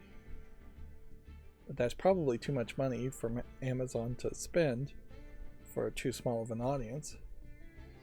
But yeah, it certainly could have happened where you get Kindles for your kids, and with getting a Kindle with your kids, there is a magazine that is talking about video games like Game Informer, and very much just pushing kids to want to buy video games. And perhaps Amazon would spread it out and not just talk about video games, but talk about all of their toys that they have available for sale. But Amazon kind of struggles to even do that because even when they put out their Christmas advertisement magazines, they can really only advertise some very in stock, very common items, because anything small or low stock is just not going to be actually available for purchase. So yeah, there is an argument there that they could do something like that, try to convince kids to be good capitalists and spend on their Kindles. That is kind of the only place you would have magazines, actual print magazines these days. Too expensive to print, too small of an audience. Print media is dead, has been dead for decades, in most cases. Let's see, spectacular announcements and reveals are apparently coming to the Summer Game Fest 2025. Jeff Keighley's annual showcase will take place on June 6th. It still feels like between the Summer Game Fest and the Video Game Awards, those are two events when really I kind of prefer there to be only one event from Jeff Keighley.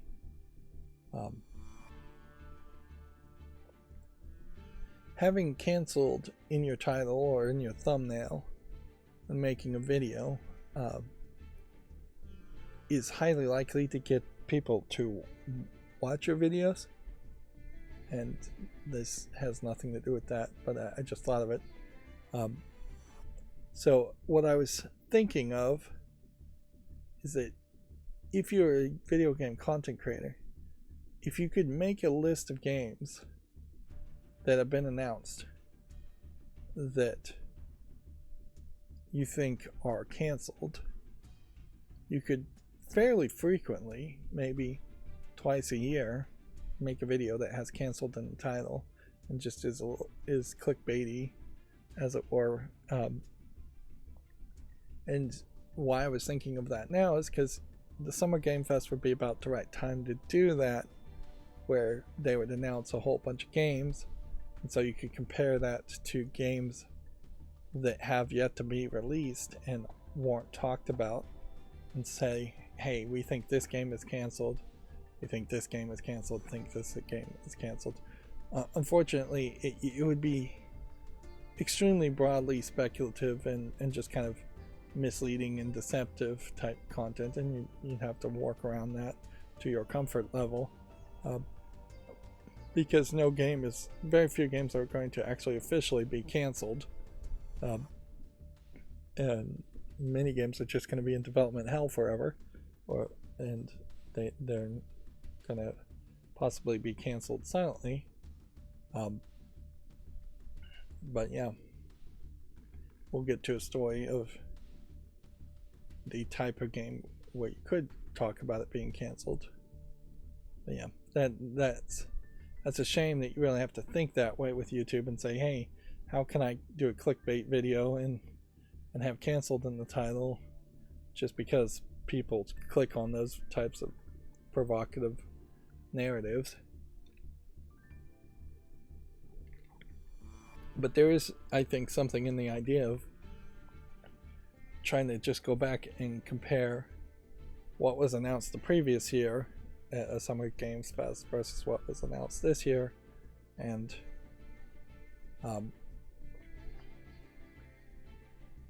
see how that goes.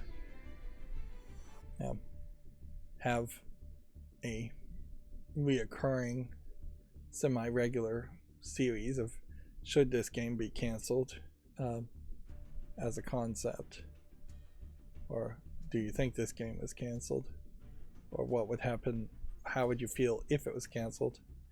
There might be a whole who, what, where, and why of different ways you could have the word canceled in conversation topics around games. Yeah.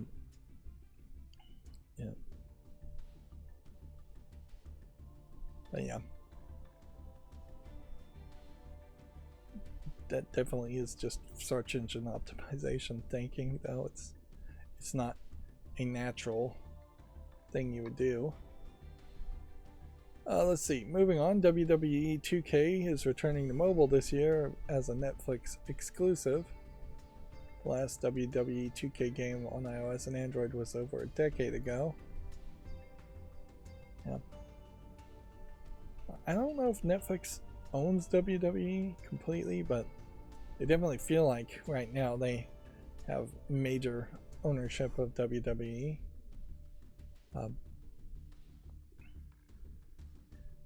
question heavily whether a mobile wrestling game makes sense, even if it was streaming. Just, I don't know.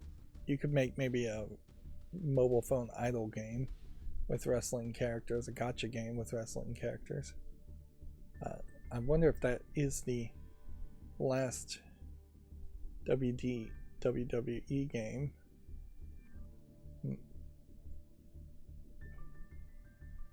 Would be the one with the cards. I don't think it is. There was a gacha card collecting thing around WWE characters a long time ago that I know some people were somewhat excited about, but I can't even remember the name. I did have someone tell me at the meetup that they're remaking Black Flag, and I didn't remember that, but after I slept on it, it does seem familiar that was being announced. Let's see, Forza Horizon 5 is coming to the PS5 in the spring. That's about all I want to say about that. Dr. Disrespect's Midnight Society is shutting down, and its free-to-play first-person shooter is cancelled. The studio is closing months after it split from Guy, quote, Dr. Disrespect BM, which, yeah, I had remembered they had already separated from him, but I imagine you're just going to have that issue in which it's going to follow you around, and there's just going to be a major office politics shift when you have a company lose its figurehead in such a way. On the other hand, you could also just leave Dr. Disrespect completely out of it and say this is just an all too common story in which game developers don't get across the finishing line and actually release a game. Yeah. Moving on, Ridge Racer 64 is now on the Switch Online, marking its first ever re-release. Interesting. There is an interesting thing here too, in that I'm not sure you see too many nicely tight latex type dress clad characters in Nintendo games, or games that feel like they're Nintendo first party titles these days. Or really, you don't even really see humans that are in a anatomically correct proportion in Nintendo games. Mario, Princess Peach, Toad, all of them really more cartoony and not anatomically correct. Yeah, this is almost certainly a sad statement in that there has been a growing divide over many years in that Japanese game developers, if they want to show an attractive person, are making completely different games for completely different consoles, whereas Ridge Racer very well may have been an example of where I assume Japanese developer was able to put in an attractive character in the racing game. Racing games in general do have this issue where the best way, even now, to get people to relate to it is to have a figurehead attractive character that is in the advertisement and may not even really be in the game at all. Certainly this game looks very blocky. And yeah, when I was playing Mario Kart in particular, Mario Kart 8, it definitely felt like the controls were tighter and the game was faster on the Nintendo 64 version. But I wonder if that really is true, or if I just have faulty memory there. But yeah, you can even see in that advertisement there, which I assume is based off of an old advertisement, how much they were emphasizing a human aspect to it and emphasizing this character. The Nintendo 64 era, though, definitely was also targeting more teenage and older men and boys. So you definitely did see that. Cruising USA, same thing there, where there was attractive ladies here and there showing off. And it wasn't really until the Wii that Nintendo started to really focus once again on only kid-friendly content.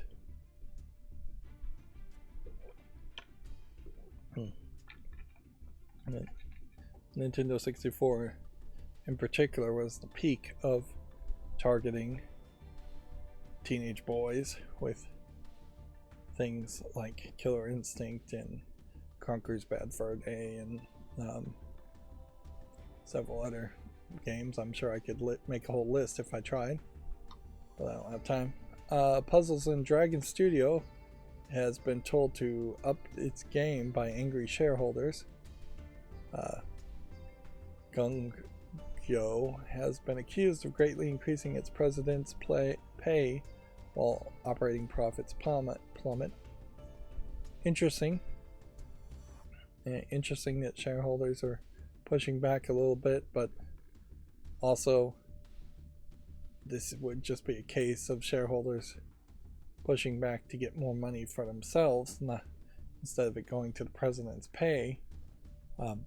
There is up its game here, as a quote, really plays no role as far as improving Puzzle and Dragon games, which I think I played Puzzles and Dragons once and wasn't particularly amazed by it as far as a match 3 game. It's fine, but not something that I really wanted to commit a lot of time to and play.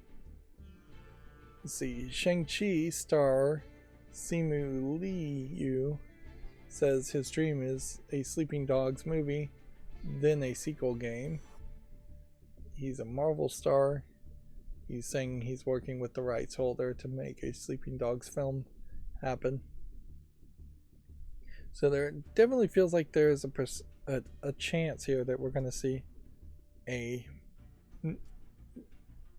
era eventually approach of a new era of Asian kung fu mobster style movies and coming out based off of video games, which, yeah, we could use that. I'm not sure how much of it's really going to be kung fu or wire fu, though it may very well just be more mobster stuff. We'll see how well that works and how well that goes in the film industry that is dying in general. Diversity in films, in all the different ways you could apply diversity, would almost certainly help. There's not enough films, not enough genres, not enough different people specifically in movies. Too many movies with the same actors over and over again. Not enough diversity in ethnicity and gender, because it's just the same people over and over again, often in movies. So yeah, just more movies with different people is something I'd appreciate. I'd like movies to be good also, but that may be asking too much these days. Let's see, Multiverse's 5th season will be its last, with the game being delisted at the end of May. The game will be playable offline for the foreseeable future, Warner Brothers says. I'm wondering if this is a new announcement or not, because I recall that they had already said something fairly negative that pointed to the end of Multiverses, but they may have just said previously that the 4th season was going to barely add any content. But yeah, it definitely feels like Multiverses is dead, which is a shame, having just yesterday played Smash Brothers. That there is definitely a feel that there's room for a Smash Brothers game like Smash Brothers on PC, and it's not going to come from Nintendo, so Multiverses could have definitely been it. But yeah, that didn't happen, and clearly it's not going to happen. The overly optimistic view might be that, well, maybe Multiverses is going to shut down so that all these characters would then be licensed in a more universal Smash Brothers style game, instead of Multiverses really being limited to just what Warner Brothers owns, which is still a ton of characters, but yeah, not all of them. It is a little surprising that there isn't that there isn't like a Marvel or DC comic book Smash Brothers game where it's just the vast pantheon of characters from the Marvel universe or the DC universe. If they could do a whole crossover, that would be great. But even if you didn't do a crossover, that might make a lot of people happy too. But it's kind of stupidly obvious that a DC or Marvel Smash Brothers would make a lot of sense. Of course, you have the issue of like Superman and Batman fighting Calderman or something like that, where they might be really underpowered. But yeah, they did make the Injustice fighting games, one-on-one fighting games, but yeah, that's not really a Smash Bros. Game. Yeah, I'm looking at the clock here, and I really only have an hour left, and I'm gonna be late otherwise, so I'm gonna have to move through this really fast. We had already covered February's PlayStation Plus Essential games, so I'm gonna move on there. Quantic Dreams Beyond Two Souls is getting a TV series adaptation. yeah, Elliot Page is his name now, has apparently bought his production company has acquired the rights to make a Beyond Two Souls TV show. Although weirdly, I don't think Elliot Page makes sense to be the main protagonist of that TV series,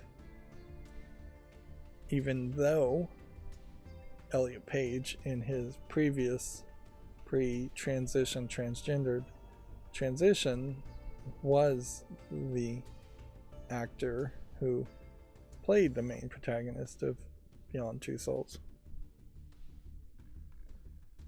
So it would be a real weird situation if Elliot Page was actually going to be involved in that. On the other hand, clearly there must be some motivating reason that they would want to make a TV show around it.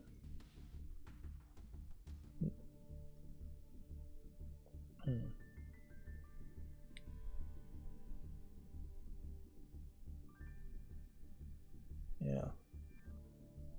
This will be something that almost certainly we'll talk about more later, depending on how far it gets. Many things start with acquiring the rights and then just fall apart in pre-production. Anyways, although this is more evidence of a growing trend of video game-based TV and movie content. Although weirdly, I think it might take decades before you'd have old people that only watch TV and movies and don't play video games watching that kind of content based off of video games and enjoying it, perhaps even to the point of wanting to play the games. Here's one you could certainly make an episode with cancelled in the title. BioWare has confirmed that it is downsizing as it doesn't require support from the full studio for Mass Effect. What this effectively means is a number of BioWare roles are being terminated following Dragon Age: The Veilguard's release, and it means that if there is another Dragon Age game, it's likely not going to be made by the same people that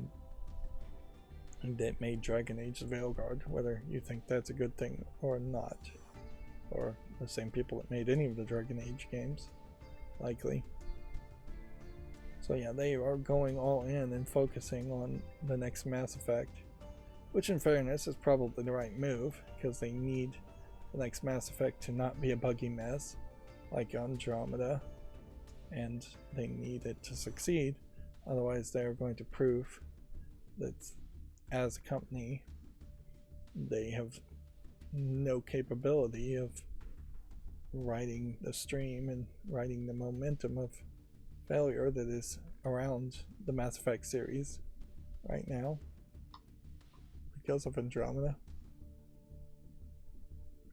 Spider-Man 2's PC features and specs have been revealed on the eve of the game's release, which I assume means that it's releasing on PC tomorrow.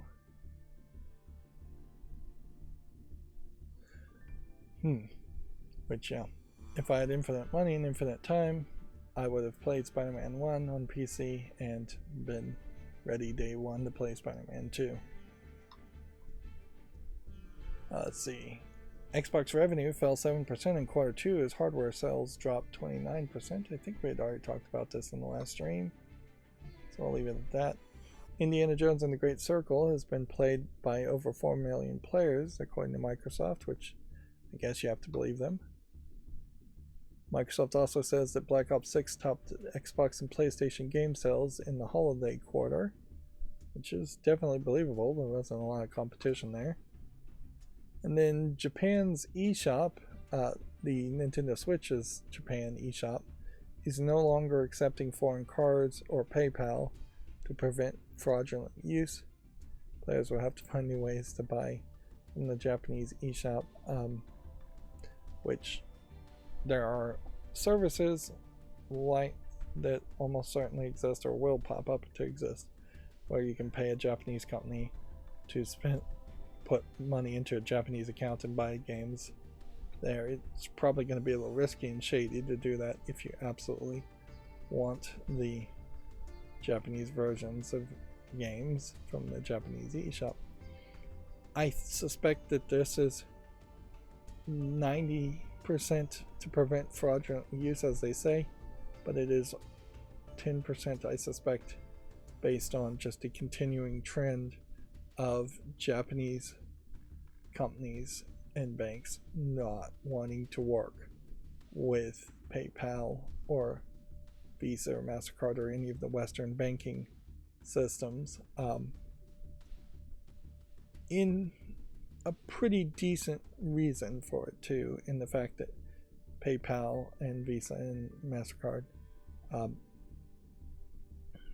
well, their kind of parent company, I think it's called Swift, is imposing Western United States law as far as censorship on anybody that they're doing business with. So if you happen to be running a porn site, let's just go with porn, that is fully acceptable and within the laws of Japan, in Japan, but you happen to be accepting PayPal, PayPal was going in there and saying, we want you to censor this, this, or this, and just trying to put more foreign influence on these Japanese companies that absolutely do not want any foreign influence at all.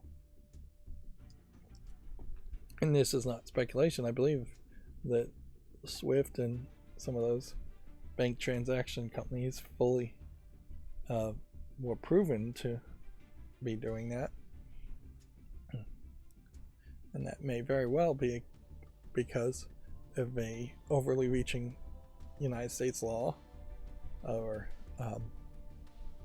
a overly optimistic or broad interpretation of United States law. But yeah, Japan in general is getting increasingly having this issue where people, mostly powerless committees in the UN, European countries in general, keep trying to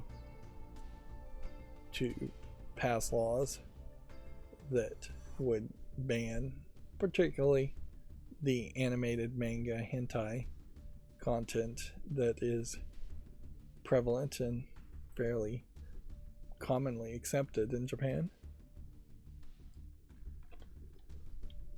On a side note, while I'm speaking about Japan, Reddit had an interesting article about how paying people to increase the birth rate, since the Japanese have a really low falling birth rate, seems to never work.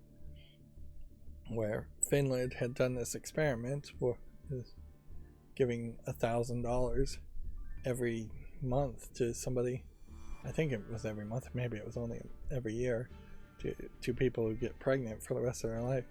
And that only worked for about 12 months before people stopped getting pregnant. Which, in fairness, $1,000 even a month to get pregnant and have a child is nowhere near enough to convince people that really weren't planning on having kids in the first place. That only pushes people who were on the fence to have kids, and arguably maybe you don't want fence-sitting parents to jump into being parents just for $1,000 or any amount of money, really. Let's say it was $1 million, so you got $1 million every year if you had a child. I mean, you may still be a terrible parent. You may very well not want to put your body at risk to have a child. You may very well still not want to change your lifestyle.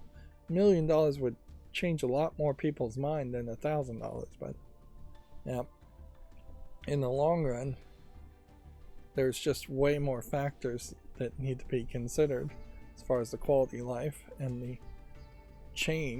diminishing of quality of life that you will have having a child in many scenarios, although in other scenarios your quality of life will go up.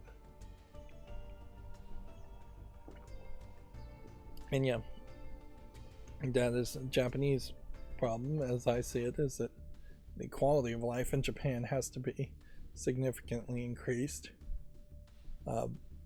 for them to start deciding to want to have kids. And that's a harder nut to crack, certainly. Moving on to the Gematsu articles. Hopefully we can go through these a little bit quicker. Cozy City Builder Town to City has been announced for PC. Seems to be a voxel based game. At least it just zoomed in art style. Yeah. That is a different art style for a city builder. It's not one I know I 100% think I would love, though. I'll leave it at that. The Hello Kitty Island Adventure Physical Deluxe Edition has been announced for Switch, which, since this is the Sanrio characters, including Hello Kitty, that's fairly kid-friendly and kid-focused, so a physical version of that makes sense. I'm not sure, though, that $60 is the right price for the game, although I'm not 100% sure what the game actually is either. Let's see. Mandragora title has been changed to Mandragora Whispers of the Witch Tree, which I think pretty much all games should be something like that, in that a single word is just too short for a title, just for unique naming sake, and let alone copyright sake. A magical gangster third-person action RPG, which that's certainly saying something, called the Directorate Novitiate. Yeah, and that's, I'm not sure that's a word, actually. Has been announced for PC. Interesting. So it definitely has like a control feel to it, which, yeah, I'm a little surprised. Yeah, particularly in this screenshot. I'm a little surprised that there weren't more control clones at this point, but I guess it just really takes that long to make any game, and it definitely is a case that if you rush out and make a bad game, nobody's going to play it, even if it looks somewhat like Control. They may have made a better decision to compare to Control, in that this seems like this is just going to be more around magical creatures instead of SCPs and kind of horror looking creatures. Let's see, a vehicle physics-based destruction game, Instruments of Destruction, is coming to the PS5 and the Xbox Series on March 27th. Date Everything has been delayed to June, so it's not going to make it its Valentine's Day launch. Valentine's Day barely has any relevancy around video games. It should have some relevancy, but dating romance visual novels sell year-round as best as they do sell, and having a Valentine's Day sale is about as much as I could ever really see happening there. I don't think Valentine's Day is particularly too popular in Japan, and that's where the majority of visual novels are coming from anyways. The Summer Games Fest showcase is set for June 6th. Forza Horizon 5 is coming to PS5 this spring. Nintendo 64 adding Ridge Racer 64. The VTuber Amu Syrup visual novel Dreamy Syrup has been announced for PS4 and 5, Switch, PC, iOS, and Android, so they are really covering the bases here, except for the Xbox. Another great example of just how poorly the Xbox is concerned about, or see how poorly it performs from the Japanese side. The Tokyo Indie Game Summit for 2025 stage schedule has been announced. Really stepped all over that. I'm gonna just scroll down here quickly to say check out this article. Yeah. Sin Duality Echoes of Ada Season 1 update launches February 6th. Killing Floor 3 launches March 25th. It'll be interesting to see how many people play that. Withering Rooms creator announces a horror action RPG called Withering Realms for consoles and PC. Multiverse is going to end service on May 30th. Season 5 begins February 4th. Pixel Misspelled Cross Rune Factory launches February 20th. Chic Hondo Yukai Rampage is coming to the Switch on May 29th. I don't think that's the way you spell yokai. Maybe that's a different spelling of yokai. Do we have any screenshots here? I really quickly want to just see what kind of game this is. It's a shoot 'em up. Interesting. That was not really what I was expecting at all. A Capcom Spotlight plus Monster Hunter Wilds showcase set for February 4th. Scar-led Salvation debut trailer gameplay details and screenshots are available. It's a Returnal-like third-person shooter due out May 29th in Japan. Interesting, Returnal being used as a reference. We already saw this last stream. Compile Hearts 2025 lineup trailer is available if you want to check that out. See. The games here are listed. Do any of these games really spark any real interest from me now? I don't think so. Sorry for having to move faster today. Let's see. First El Minage port for modern consoles is going to be announced in mid to late February. Sugoro Quest Dice Heroes is coming to PS4 and 5, Xbox One and Series and Switch. So I'd assume this is some kind of dice-based game. Yeah. I wish that there was a way to automatically convert these videos. Oh man, this is an old NES game based off dice rolling. Which, in fairness, most games have basically dice rolls happening in the background anyways. So you might as well make it an element of your game.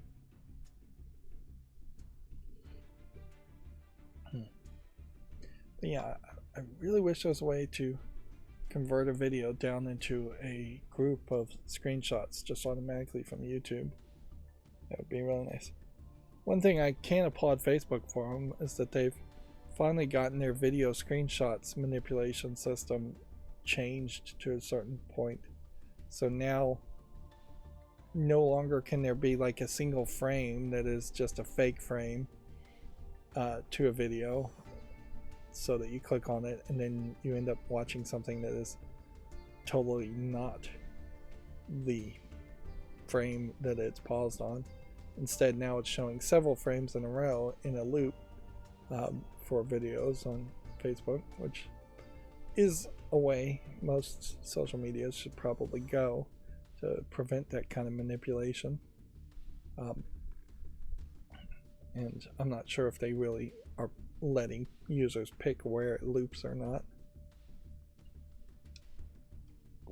But it definitely was the case that videos you saw on Facebook suggested to you are going to be, the still frame is going to be the sexiest frame you see, whether that's actually sexual sexiest or just most interesting, most attractive frame, and then everything else once you hit play is going to be a very much a disappointment from that, and not really what what the frame that it's paused on implied. Moving on though from that ramble, Break Arts 3 is launching this spring. Nitro Express also launches this spring. Any idea? No. Eden.schemata launches this spring, so I imagine this is all part of some presentation, I guess, of the Steam Next Game Fest. Or no, that hasn't happened yet. It's happening in February. But yeah, I'd assume this is all the same play as a mini show. So let's see. Snezzy Inca Sentinel Girls 2 is coming to the PS5, Xbox Series, and Switch on February 13th. It's currently already available on PC. That is a heck of a word. Do we have a Steam link? So can we find that quickly? Yeah. So I vaguely recall this game, and apparently for what it's selling itself as, it is overwhelmingly positive. So I'll move it from my fall list to my wish list as a game I might actually buy at some point. It still does kind of feel like it would be a weird pick for me to try and play though. And yeah, overwhelmingly positive reviews should have an influence and encourage me to play different types of games and try different things. Groove Coaster future performers have been announced for Switch. Obviously this is a rhythm game, but it's a part of a series. Unlike previous entries of Groove Coaster series, is a completely new game redesigned from the ground up. New elements have been introduced across everything.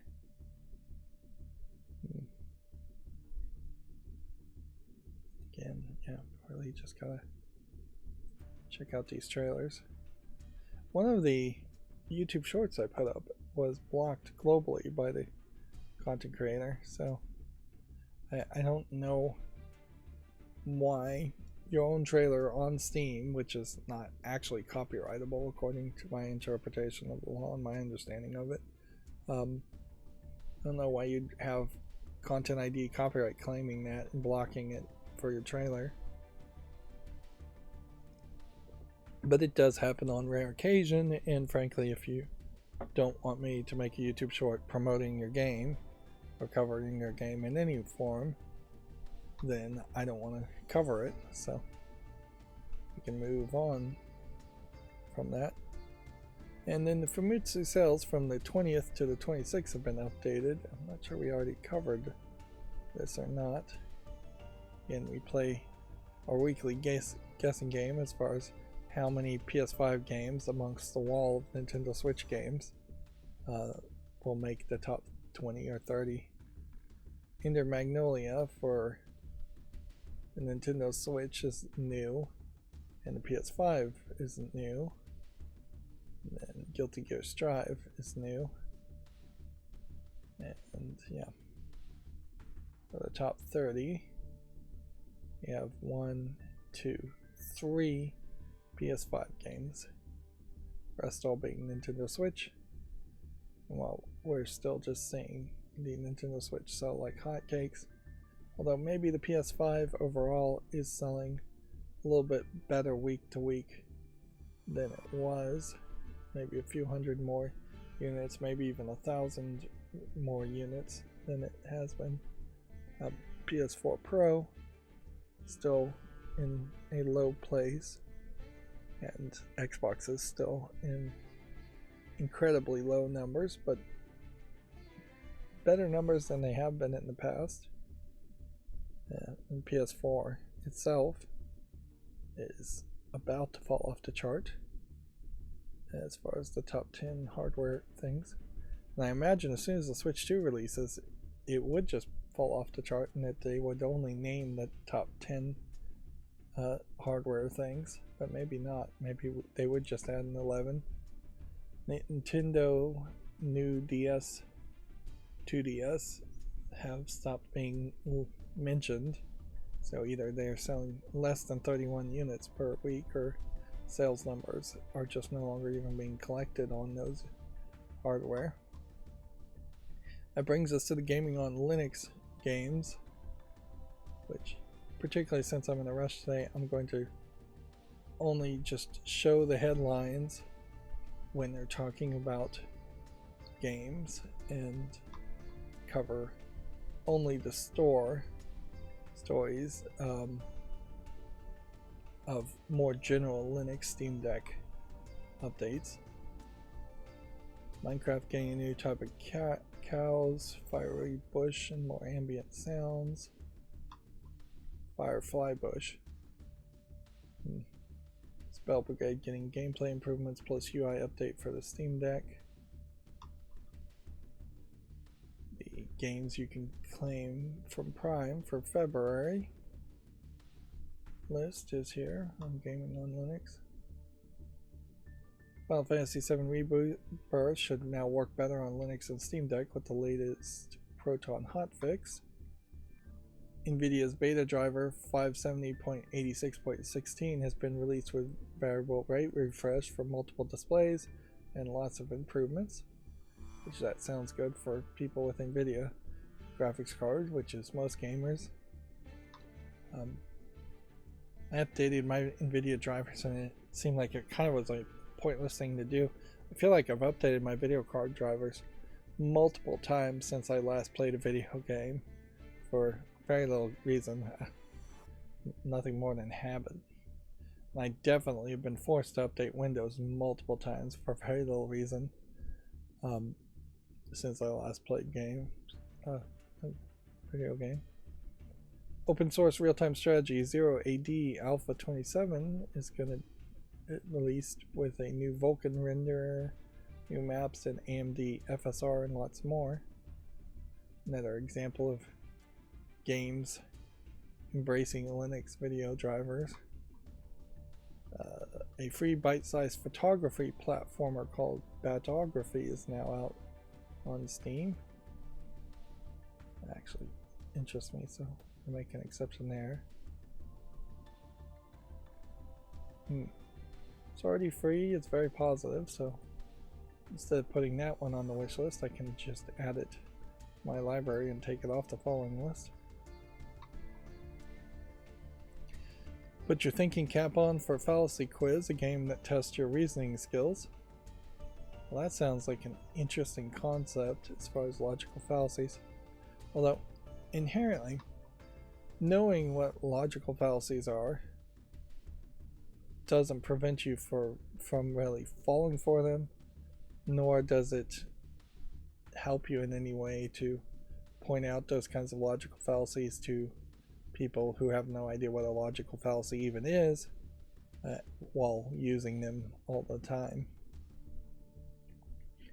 Yeah, you can't really logic people into being logical when they are not logical in the first place, or irrational or emotional. The End of the Sun is a Slavic fantasy time travel adventure. It's out now. Yeah.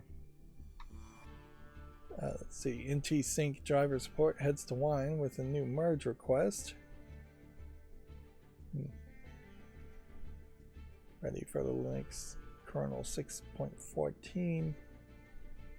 I'd have to double check how far behind SteamOS is as far as Linux kernels though, but I'd imagine it might be fairly far behind. I haven't seen a SteamOS update that felt like it was full on replacing the operating system. In fact, I'm not sure it's actually happened at all to the point where you'd have to reinstall any rooted apps that you installed. Which, using the phrase rooted is not really what most people would use, but it's a good analogy.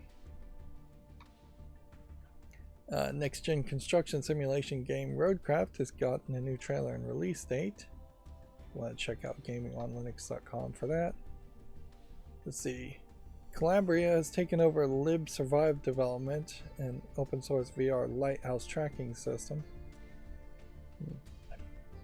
I think I'm thinking of a different company. Calabria, I thought, was the name of an online Google Docs alternative. Kingdom Come Deliverance 2 from Warhouse Studios is confirmed to be playable on the Steam Deck. And the Relax Factory Automation Sim Learning Factory 1.0 is out now. And then the big news last stream, I think, is that the PlayStation Network requirement on PC will now be optional with in-game rewards. Yep. Which that definitely was good news. Didn't seem to make that big of a splash though. Not too many people talking about it yet. Maybe some DF Retro will get back to it next time they stream. And then that's going to bring us to GameDeveloper.com. There's a report that Ben Studio has cut contractors following live service game cancellations. Sony is partially pulling back on the account linking requirements.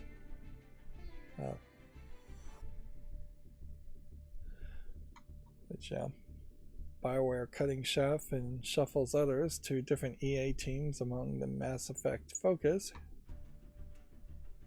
Meta's Speculative Reality Labs division continues to excel at losing billions of dollars. The division lost over $17.7 billion in the last fiscal year. Fingersoft reappoints Timu Nari as CEO to deliver clear direction moving forward. This is some kind of mobile studio. I'm not sure what Fingersoft makes as far as a game goes. No. Xbox hardware sales decline as Game Pass sets quarterly revenue records. So that certainly shows why they want to make everything in Xbox, is that they want to stop selling hardware and focus on what's gaining them money, which is Game Pass overall on different devices. Apparently, Prince of Persia: Lost Crown sold 1.3 million copies in its first year.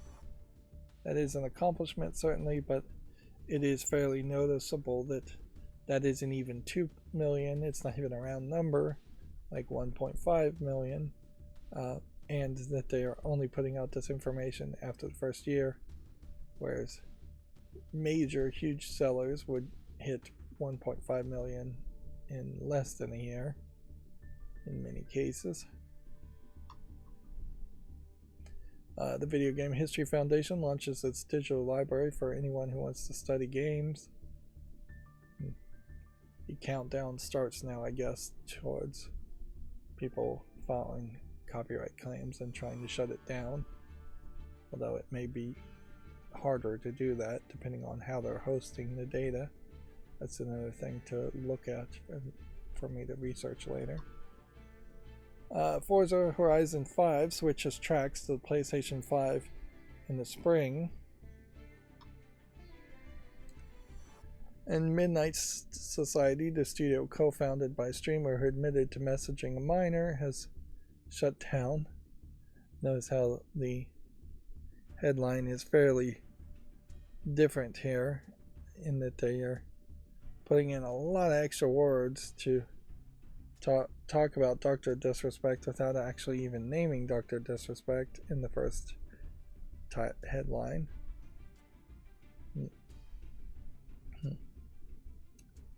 The real story here is Midnight Society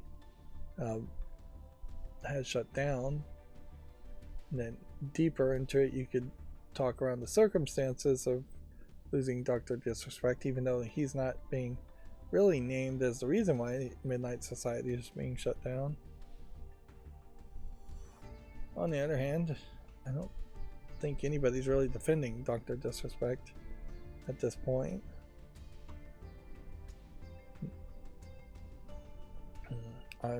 I'd have to go back into my own streams and see if there's ever a point where I really defended him. I don't think so.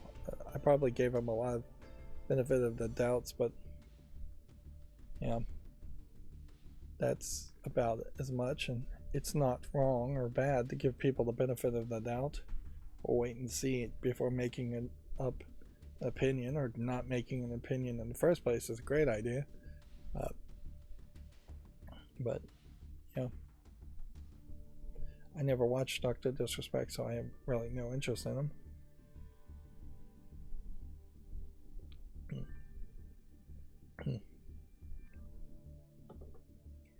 Indigo Development Conference to continue independently of the Dutch Game Garden.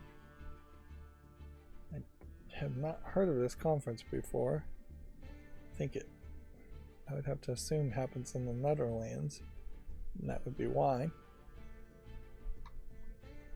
Moving on, so now I'm going to rush through all the new games on Steam to see what games deserve a YouTube short or not. We'll see how that goes. Okay, we'll quickly put it on the follow list if it has a chance. And then Hire to Die, we'll give that a chance. Gonna be fairly generous, I think, today. Also, just by the factor of this one's not in English, so that has to be a no. Yeah. I haven't seen a lot of those hidden object. I commissioned some games being released lately.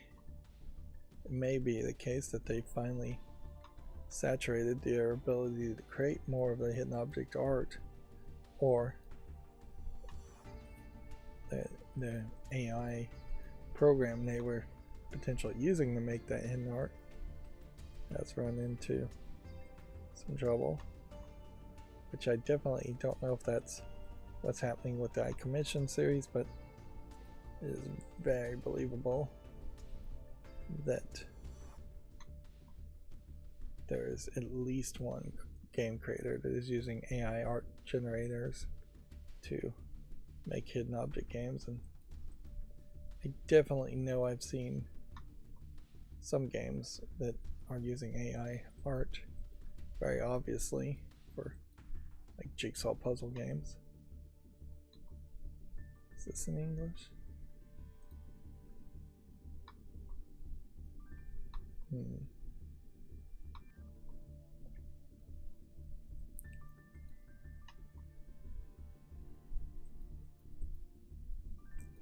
Over the past few streams, it definitely has felt like we have seen less really awful games and perhaps a slightly improvement on slightly more good looking games, at least slightly good looking games.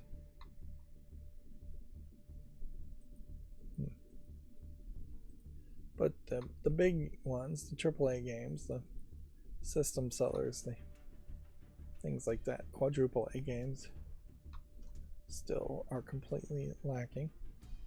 We are increasingly still seeing more and more Japanese only language games come out, which there definitely is going to be a point where after a few years of Japanese games being developed to include or to be exclusive to PC, that there will be a shift certainly in the quality of Japanese games too, where you're gonna see things like Final Fantasy be first and foremost a PC game instead of it being targeting console games.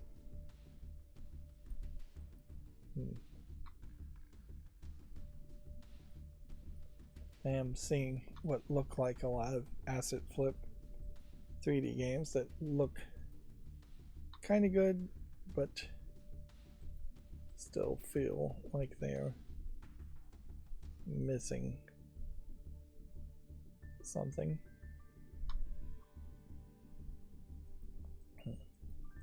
And perhaps seeing a little fewer horror games these days.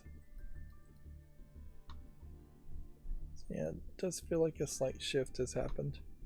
Although it may just be a small blip too. It may very well just be because we're in January for one more day. Is a great example of a probably asset flip horror game that's not really showing me anything, so that's going to be a no.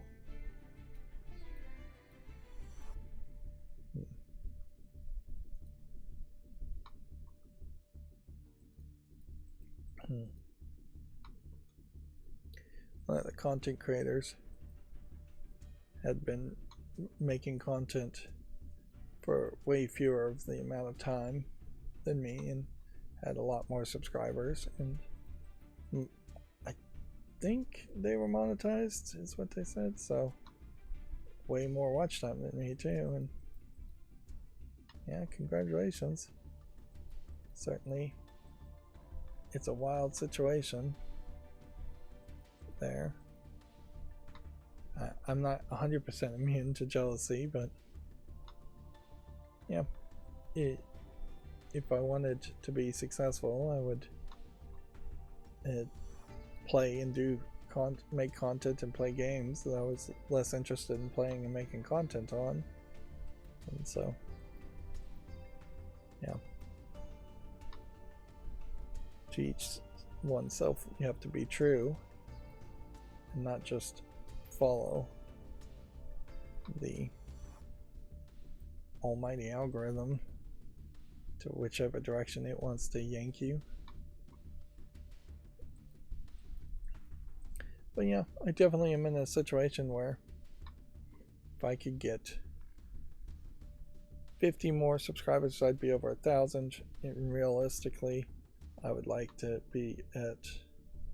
get 150 or more subscribers, just so that there's a bit of a buffer there. And on top of that, it's not really subscribers I need. I would need a lot more watch time, like 2 or 3 times the amount of watch time I'm getting right now to get over 4,000 watch hours. And that's only to meet the requirements of being able to run ads, which is the only thing I really suspect my channel would succeed at. I don't think I'm going to get Patreons and things like that. I gotta take this call, so I'll be right back.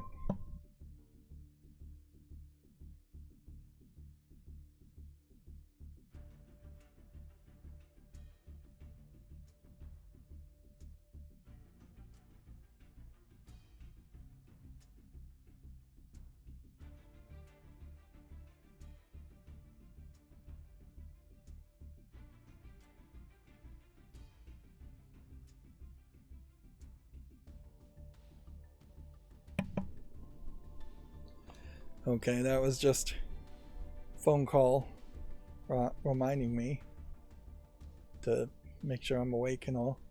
Which, in fairness, if I did just wake up right now, there would have been a big chance I would have fallen back asleep and missed my appointment. And even now, I'm going to have to rush to get there. I need to be there a little bit early, but by being a little bit earlier, I can also be 5 minutes off. I did show up at the at the meetup about 5 minutes into it, so yeah, fashionably late for a meetup, for a general appointment, which is more than acceptable, then there was no reason that you needed to be there at the very beginning or early on the meetup. But yeah, if anything, on those kinds of events, it benefits people to trickle in instead of everybody being in the line at the very beginning. Uh-oh. Spider-Man 2 getting mixed reviews. Unfortunately, I'm about to... I don't have time to really investigate that. Is this a PSN requirement issue or... Nope. They're saying it's in a rough state, technically, which is, yeah, what I would suspect would be why they would be reviewing it so poorly, because I don't think Spider-Man 2 as a game, story-wise and such, are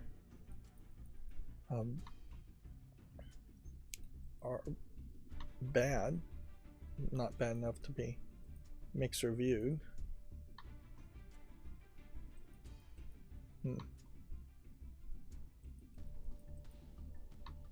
Yep.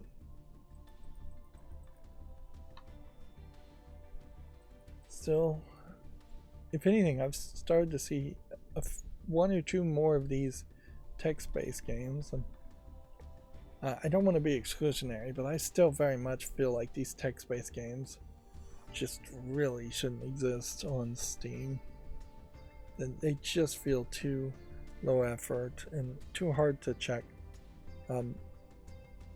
I could see putting extra requirements as far as I want Steam requiring every single bit of text to be submitted before fact and run through an AI generation tool or plagiarism detection tool. There is an AI generation label that I think they said was going to be recommended. I'm not sure if it is enforced in any way.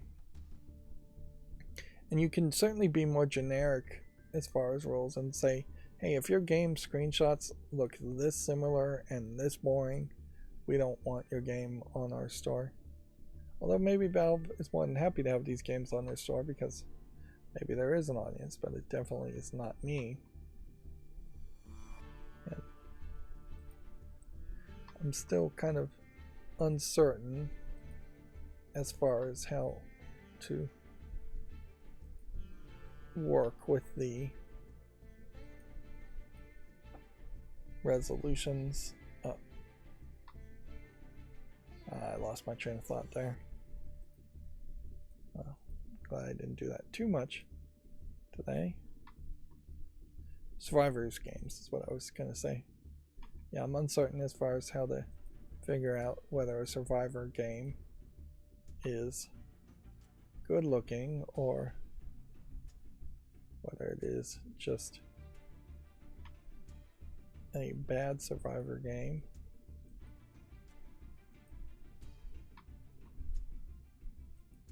There is almost certainly a point there where like Vampire Survivors started the Survivors game trend with some success, so I would assume that is an example of a good Survivors game.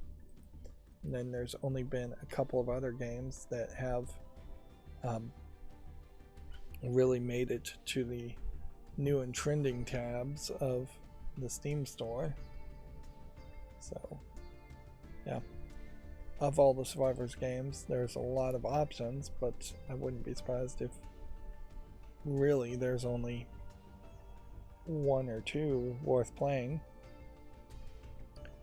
Anyways, that's going to be the end of our show. So as always, I ask you to like, share, subscribe, comment, and watch every second of my videos because that helps me with YouTube. Thank you for watching. Have a good evening.